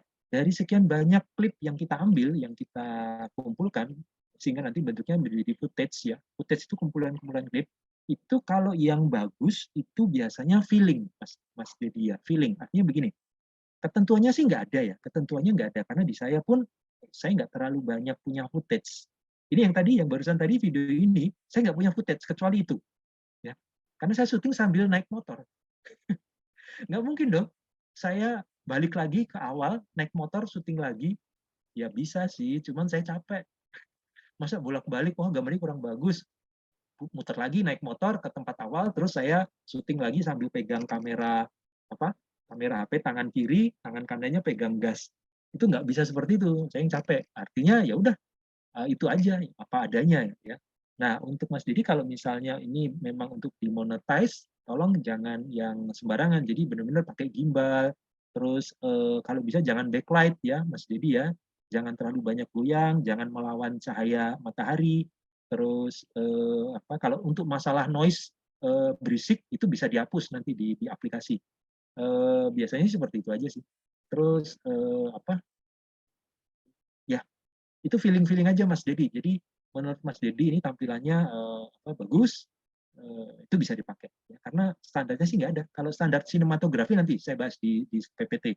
Ya. Cuman kalau nanti di pelaksanaan bisa jadi hanya feeling sih yang main ya. Wah ini kayaknya bagus nih klip yang ini yang saya pakai yang syuting yang kedua bagus. Ya udah itu aja. Oke, platform lebih ke TikTok. Oh, Mbak Alfa ke TikTok ya? Bentar. Tadi pertanyaan masih tadi mengambil scene yang ada kata-katanya gitu, masih disebut konten. Oh, masih, Mbak Alfa, masih. Ya, kalau TikTok lebih aman karena seleksi plagiat atau enggaknya itu TikTok mungkin nggak ada ya, mungkin nggak ada. Beda sama YouTube terlalu ketat ya. Jadi benar-benar harus orisinal ya. Kalau TikTok aman Mbak, boleh. Ya, sepanjang dia bisa live atau kalau live ya, sepanjang dia bisa diupload kalau rekaman itu aman Mbak dan bisa disebut sebagai konten. Ya, tapi mohon diberikan penjelasan atau diberikan tambahan bahwa Mbak Alfa tidak hanya sekedar mencomot konten saja, tetapi juga diberikan informasi yang lain. Bisa jadi dari audionya Mbak Alfa melakukan voice over atau diberikan efek-efek tertentu yang bisa memperjelas pesan kepada audiens. Jadi intinya begini teman-teman bikin video kalau nggak ada pesannya itu nothing, ya. harus ada pesannya. Pak, video saya bagus nih, syuting gini. Lalu pesan apa yang ingin disampaikan kepada audiens? Kalau nggak ada pesannya, buat apa gitu ya? Kalau kami jelas pesannya, horor ini adalah mengedukasi masyarakat agar lebih familiar terhadap hal-hal yang sifatnya supranatural. Bahwa ada loh supranatural itu, bagi yang nggak percaya hantu, nggak percaya setan, ini ada loh sebenarnya. Nah, itu pesan yang kita sampaikan di dalam channel kita. Nah, teman-teman kalau mau bikin channel, entah TikTok, IG, YouTube, tolong tadi didefinisikan temanya apa, terus konsepnya apa. Nah, pesan yang mau disampaikan apa di setiap konten yang diupload. Oh, misalnya apa tadi unboxing. Unboxing itu sebenarnya pesannya yang disampaikan apa sih? Oh, begini loh cara unboxing smartphone atau iPhone 13. Ini begini pelan-pelan bukanya. Terus cara pasang ngecek ngecek kameranya dinyalainnya bagaimana, baterainya di mana posisinya dan seterusnya. Itu sebenarnya pesan, ya, pesan tentang detail dari produk tersebut. Jadi teman-teman kalau ngambil video dari tempat lain atau orang lain, tambahkan pesan yang secara khusus dari teman-teman sendiri. Pak, saya ngambil video unboxing dari channel yang lain, terus saya taruh di channel saya pakai TikTok misalnya. Terus udah, cuman gitu aja. Lah, tambahan dari teman-teman apa? Nah, gitu ya. Apa tambahan dari teman-teman? Misalnya dari reaction atau, teman-teman, ini saya, kalau teman-teman sering lihat ada video unboxing ini, itu sebenarnya salah. Yang betul, cara bukanya harus dari sebelah sini, bukan dari sebelah situ. Nah, ini yang dimaksud dengan pesan tambahan dari akun teman-teman sekalian. Jadi ngambil boleh, cuman harus ditambahkan pesan yang mau disampaikan. Jadi jangan hanya main comot ditayangkan, dicomot ditayangkan. Kayak gitu, ya apa ya, biasanya sih nggak lama ya. Oh, ini cuma ngambil doang ini ya. Ngambil dari tempat lain, terus diposting. Wah, jadi nggak ada effort, kayak gitu. Nah, itu jangan sampai seperti itu ya. Kita kalau jadi content creator juga memperhitungkan masalah kelanjutan channel. Nah, kalau orang sudah nggak respect dengan channel kita karena sering ngambil dari orang lain, itu lama-lama kita ditinggalin channel kita. Nah, itu yang harus teman-teman perhitungkan juga. Kira-kira seperti itu sih jawaban saya dari tentang pertanyaan Mbak Alfa. Oke, adakah lagi pertanyaan dari teman-teman lain? Mas Imam, ada yang mau ditanyakan? Udah on cam nih. Enggak, Mas Imam. Kita ngobrol-ngobrol santai aja nih. Halo, ada yang ditanyakan? Yang lainnya lagi? Saya deh Kak Arif boleh bertanya? Amina. Oke, silakan Mbak. Apa Mbak? Iya. Mungkin di sini kan teman-teman baru pemula ya dalam belajar bikin konten ya Kak ya. Mereka tuh masih bingung gitu Kak, menentukan konten apa ya yang cocok dengan passion saya gitu. Nah, kemarin kan sudah dijelaskan bagaimana cara kita mencari passion dan sebagainya gitu. Ya. Nah,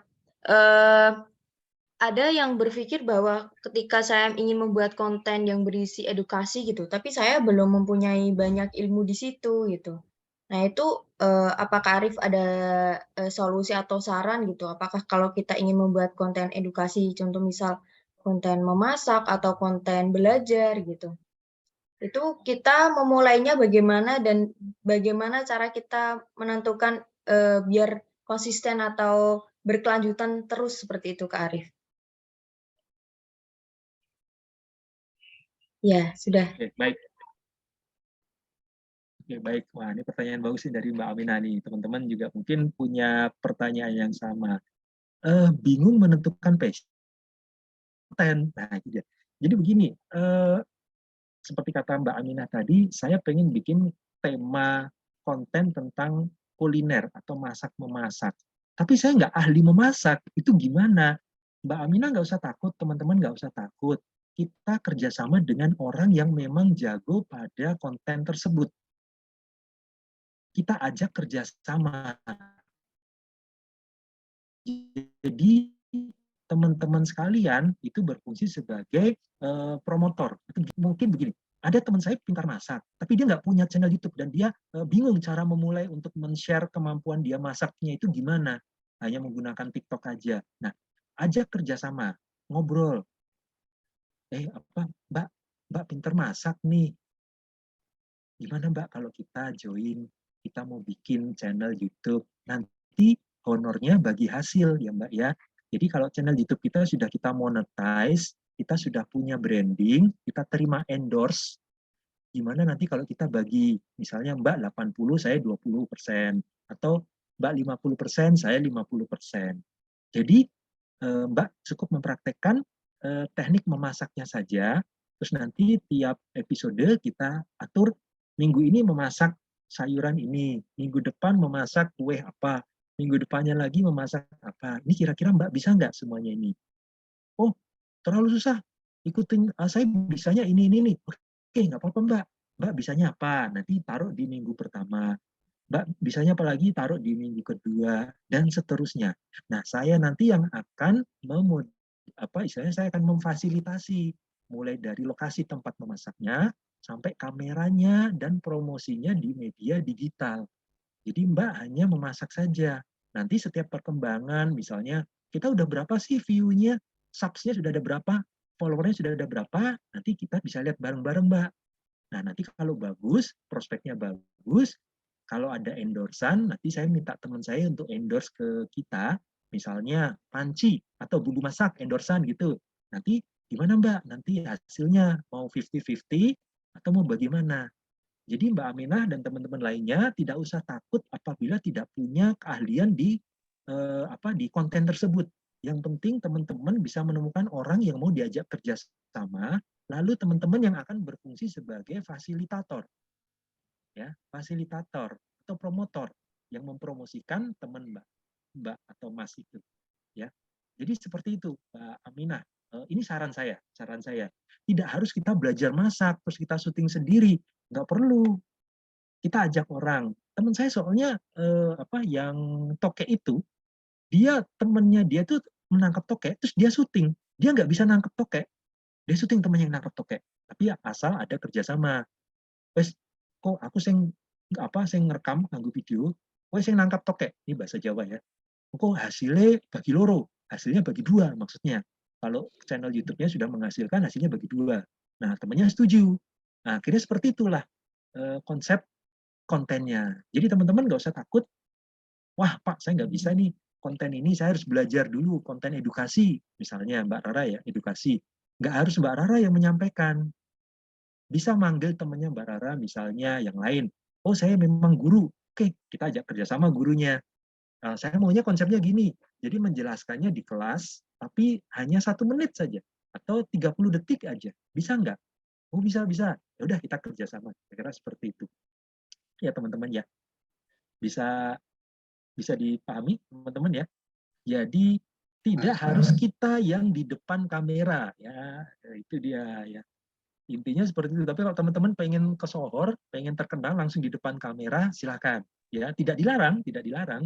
Tapi kalau saya lebih suka behind the scene, karena saya di bagian penulis naskah dan editingnya. Ya, kadang-kadang ada teman saya yang editing, saya hanya bantu-bantu sedikit aja, tapi saya ke arah cerita, nulis naskah, ide ceritanya apa. Jadi saya tidak harus di depan, Ada lagi yang mau ditanyakan? Oke, Mas Imam, silakan, Mas Imam. Tadi kan videonya Mas tadi itu horor banget gitu. Apa yang bikin Mas suka banget dengan genre horor gitu? Apakah ada cerita di balik itu gitu sehingga Mas sangat konsen dengan konten horor gitu? Itu aja sih, saya penasaran Mas. Soalnya editingnya tadi kayak ngeri banget gitu. Nyampe horornya kita gitu. Oke, jadi begini teman-teman ya, passion saya di horor memang. Dari awal saya suka konten horor, ya. Dari awal memang saya sudah tahu passion saya di horor. Jadi apapun sebenarnya saya bisa bikin kontennya dalam penyampaiannya di dalam konsep horor. Jadi walaupun hanya objek wisata, tapi kalau hanya disampaikan secara ceria, secara natural, wah itu udah mainstream. Nah, saya maunya anti mainstream. Saya bikin penyampaiannya dalam bentuk horor, ya. Orang penasaran dong, horornya di mana? Soalnya di judulnya saya nulis misteri lokasi wisata pasar tekstil Cipadu. Kesannya gini, wah Itu serem itu. Kok ada tulisan misteri pasar tekstil? Akhirnya apa? Orang ngeklik. Karena ngelihat dari judulnya. Nah, disinilah pentingnya teman-teman sebagai konten kreator tidak hanya membuat konten, tetapi bagaimana membuat orang harus merasa penasaran dan mengeklik. Kebetulan passion saya memang horor. Kalau ditanya apakah ada pengalaman, iya ada. Tapi kan saya nggak harus cerita di sini dong pengalaman. Ya, saya sering melihat ada asap lewat. Ya, saya kebetulan dulu pernah tinggal di Bandung. Ya, saya melanjutkan kuliah di sana di Bandung. Ya. Saya pernah kos ya, jadi saya anak kos sebenarnya.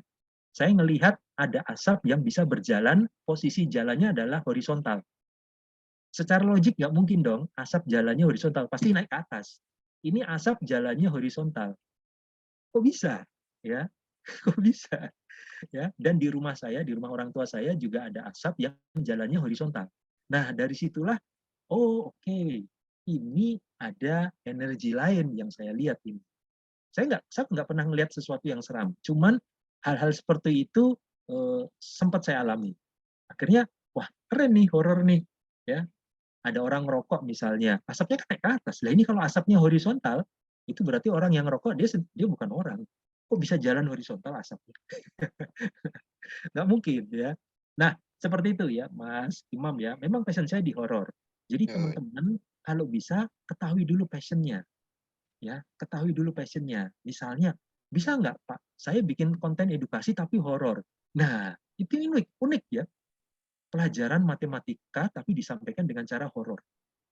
Wah, ini bukannya banyak viewernya, tapi anak-anak takut. Wih, horor banget nih. Gurunya ngomongnya pakai bahasa yang horor gitu ya. Situasinya juga horor. Nah, berarti itu teman-teman. Gimana, Mas? Maaf, Mas. Ya. Berarti itu lebih ke strategi kontennya Mas lah gitu. Ya. Dengan kan kita masyarakat Indonesia sangat sangat mistis gitu ya, masih kental gitu. Jadi Mas di samping itu mengambil mengambil pasar itu untuk diupload di YouTube gitu untuk jadi konten gitu. Betul sekali, Mas, teman-teman. Ya, ini yang namanya strategi niche market. Bagaimana caranya kita melihat riset orang yang suka horor di Indonesia itu banyak. Cara risetnya gimana, Pak? Coba lihat. Film-film horor di bioskop itu banyak sekali variasinya daripada film action atau drama. Artinya apa? Pasar kita banyak yang horor. Kebetulan passion saya juga horor. Kenapa nggak bikin ini sama Bang Arya, teman saya Bang Arya dan istrinya. Oke, kebetulan Bang Arya juga punya pengalaman horor, ya. Istrinya juga ada pengalaman horor. Pas kita bikin konten channel YouTube temanya horor. Idenya cerita saja. Jadi jangan explore. Kalau explore udah terlalu banyak konten, explore gudang, explore pohon, explore tempat rumah sakit terbengkalai, itu udah banyak. Kita bikinnya drama. Ya, kayak gitu. Jadi ini lebih ke arah apa ya? Ya mungkin memang pas kebetulan ya, timingnya saja sih menurut saya ya teman-teman ya, timingnya.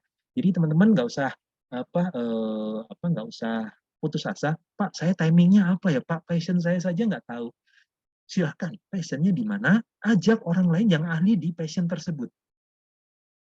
Wah, saya pengennya sebagai beauty vlogger, tapi saya nggak bisa merias. Saya nggak terlalu cantik juga misalnya, mohon maaf ya. Ajak temennya yang cantik, yang bisa ini, kita bikin yuk. Kamu kan hanya bisa merias, tapi nggak bisa tahu tentang teknik riset market, digital marketing, dan lain-lainnya. Saya bisa. Yuk, kita kerjasama. Itu bisa, teman-teman ya. Bisa sekali. Jadi teman-teman nggak usah putus asa. Ajak temennya, ya sepanjang dia mau ya. Bikin perjanjian. Kalau misalnya temennya agak males-malesan. Oh, ntar gue ikut di channel lu yang dapat duit. Enggak, perjanjian. Nanti kalau dapat endorse, biasanya teman-teman kalau endorse itu lebih mudah didapat daripada dapat duitnya dari YouTube. Kalau dari YouTube itu nunggu subs-nya sekian, nunggu ininya sekian. Tapi kalau endorse itu bisa. Misalnya baru 2000 kita nawarin, Bang punya ini kan produk ini, yuk saya promosiin di channel gue Bang. Ya terus gue bayarnya berapa? Bayarnya segini aja Bang, tapi nanti kita expose di channel YouTube kita, di konten kita 2 kali tayang Bang.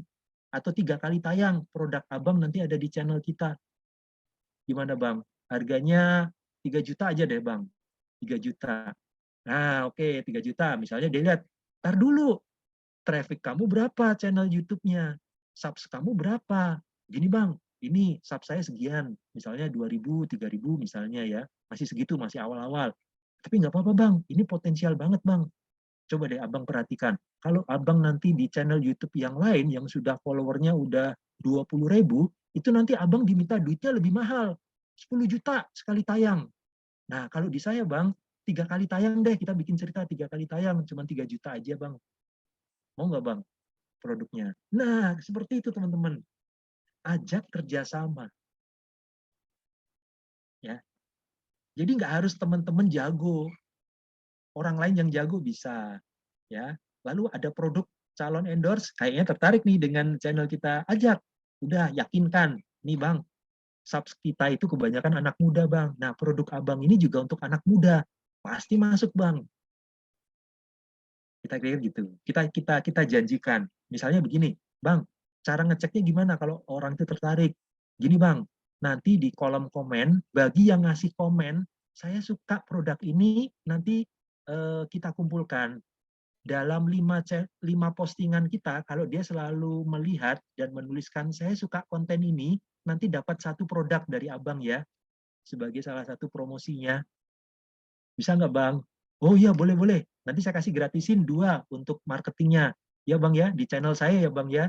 Nanti saya cek yang nulis 5 kali saya suka konten ini, di 5 postingan kita, itu nanti akan kita tanyain alamatnya, kita kirimin produknya langsung ke mereka. Ya teman-teman ya, itu strategi marketing. Jadi itu sempat saya sebut di PPT yang lalu, engagement.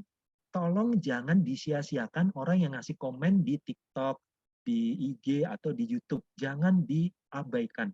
Jangan dicuekin. Serius. Itu mereka adalah pasar kita. Kasih jawaban secepat mungkin. Semakin fast respon, semakin mereka loyal. Wih, saya ngasih komen pertanyaan langsung dijawab. Nggak sampai 3 menit. Wih, keren ini. Gue nanya lagi ah. Nah, kira-kira seperti itu. Ya, teman-teman ya. Oke. Ada lagi yang mau ditanyakan? Mas Imam, sudah jelas Mas Imam kira-kira? Jelas Mas, tapi bisa sharing sedikit soal ini kan kalau kita pemula baru mulai nge-YouTube, main IG, TikTok gitu kan, pasti masalahnya soal followers dan engagement-nya gitu yang kurang gitu kan. Nah, untuk meningkatkan itu apa strateginya, Mas? Oke, ini kalau engagement ini memang biasanya sih butuh waktu ya Mas ya. Mulai dari meminta orang untuk view lebih lama, untuk ngasih komen, untuk ngasih mention bahkan ya. Biasanya kalau seperti itu, tapi belum pernah saya lakukan ya, belum pernah saya lakukan karena kami di channel YouTube. Biasanya di YouTube. Kalau di YouTube itu kalau kasih mention kan aneh ya. Kalau di media sosial, IG, TikTok, mention orang bisa. Tapi kalau di YouTube sulit ya, sulit. Menurut saya sulit. Bisa, mention bisa di YouTube, di deskripsi bisa. Cuman orangnya yang kita mention itu kan nggak aware. Kan bukan media sosial yang tipenya cepat kayak IG, Facebook, TikTok itu lebih cepat kalau kita mention orang. Kalau di YouTube agak lama. Jadi gini, pada saat posting, mention orang-orang yang berpengaruh terhadap produk tersebut. Misalnya gini, apa misalnya beauty vlogger, misalnya ada merek kosmetik, merek apa gitu ya, merek A itu. Terus waktu diposting pada deskripsinya itu tolong dimention orang yang memang beauty vlogger juga. Kak atau teh ini kira-kira ada promosi seperti ini, mohon reviewnya dengan cara dimention. Tapi ingat ya, kadang-kadang tidak setiap orang ngasih izin dimention. Nah, kalau yang bisa dimention aja yang ditulis. Nah, dari situ kalau dia tertarik, dia bisa promote channel kita di channelnya dia. Nah, kalau dia sudah sebagai influencer, otomatis pengikutnya banyak dong, followernya banyak. Akhirnya penasaran, kok dia mereview produk di channel orang? Berarti ini produknya ini bagus dong, kan influencer ini sudah terkenal.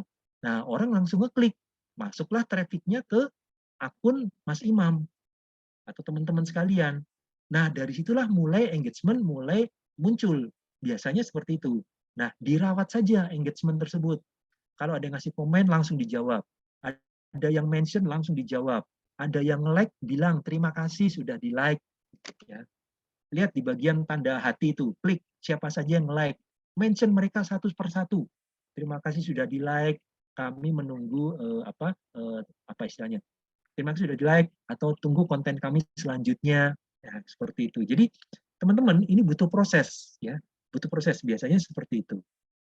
Tapi tidak ada yang mustahil. Silakan teman-teman, boleh dicoba strategi marketing konten seperti ini. Ya. Bagaimana Mas Imam? Cukup jelas ya Mas? Jelas. Jadi intinya sabar dan proses gitu ya. Iya, betul sekali. Betul sekali. Oke. Sebentar, saya baca dulu di chat. Ada yang bertanya lagi, jenderalnya kalau buat konten podcast, bagaimana teknik pengambilan videonya? Apakah bisa pakai satu kamera? Nah, ini. Oke. Saya bahas di sesi jam 1 ya. Siapa nih, Mbak Pristania. Oke. Mbak Pristania, nanti saya jawab di di sesi jam 1 ya. Sebenarnya kita praktek ya sebenarnya, tapi besok kita praktek di studio podcast ya. Kita praktik studio podcast. Saya bikin penasaran dulu ya teman-teman ya. Jadi lebih ke doku drama kontennya. Oke, ini maksudnya Mbak Alfa mengomentari yang mana ya Mbak Alfa ya? Doku drama. Ini komentari yang maksudnya gimana nih? Dokumen drama. Ya, doku drama. Yang tadi, Yang mana? video Mas tadi itu. Oh, yang saya tadi. Oh ya, seperti itu ya. Jadi horornya dokumenter dan ada drama horornya.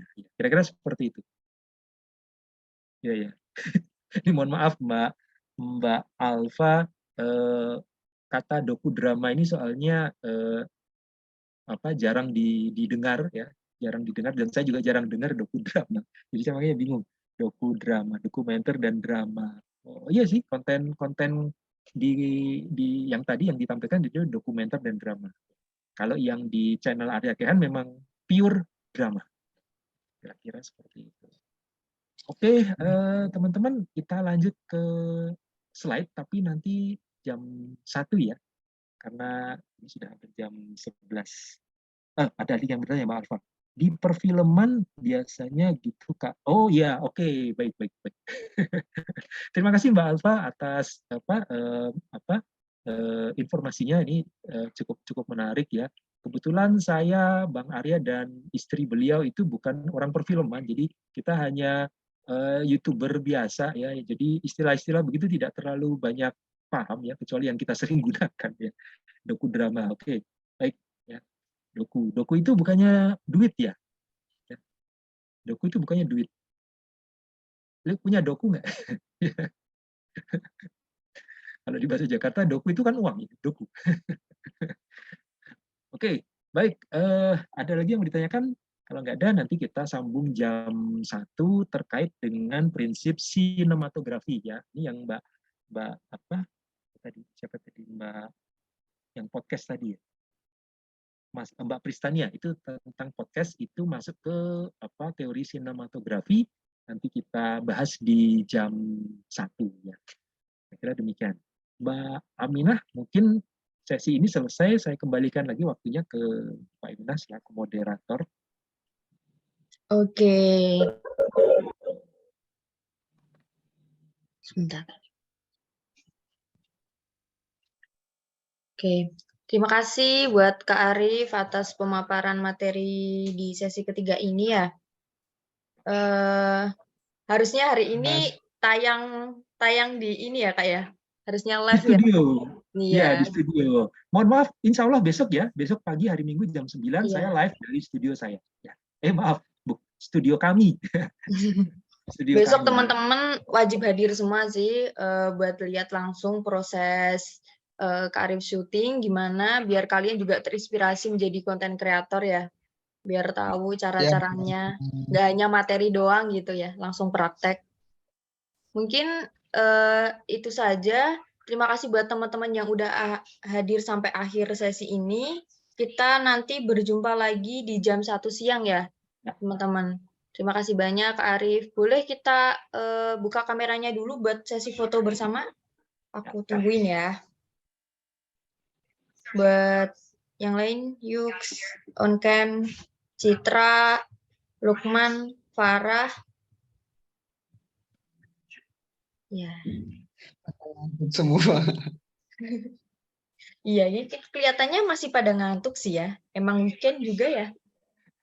Weekend juga. Iya. Tanda-tanda konten kreator hebat itu memang bangunnya siang karena kita ngeditnya sampai malam. Ya udah, kita foto dulu ya. 1, 2, 3. Oke. Oke. Oke, makasih banyak teman-teman. Boleh keluar. Izinlah. Kita ya. Ya. Kita bertemu lagi nanti Mbak jam Aminah. 1 ya. Mbak Aminah, nanti link Zoom-nya masih sama atau beda, Mbak? Nanti linknya saya share lagi aja, Kak ya. Oh, begitu. Tuh. Oke, baik. Iya. Siap, siap. Ya. Makasih, Oke, makasih siap. banyak, Mbak Makasih banyak Aminah. teman-teman. Makasih juga Kak Arif. Ya, sama-sama. Terima kasih teman-teman. Terima kasih, Kak. Ya, sambung jam 1. Terima kasih. Mohon izin live. Ya, izin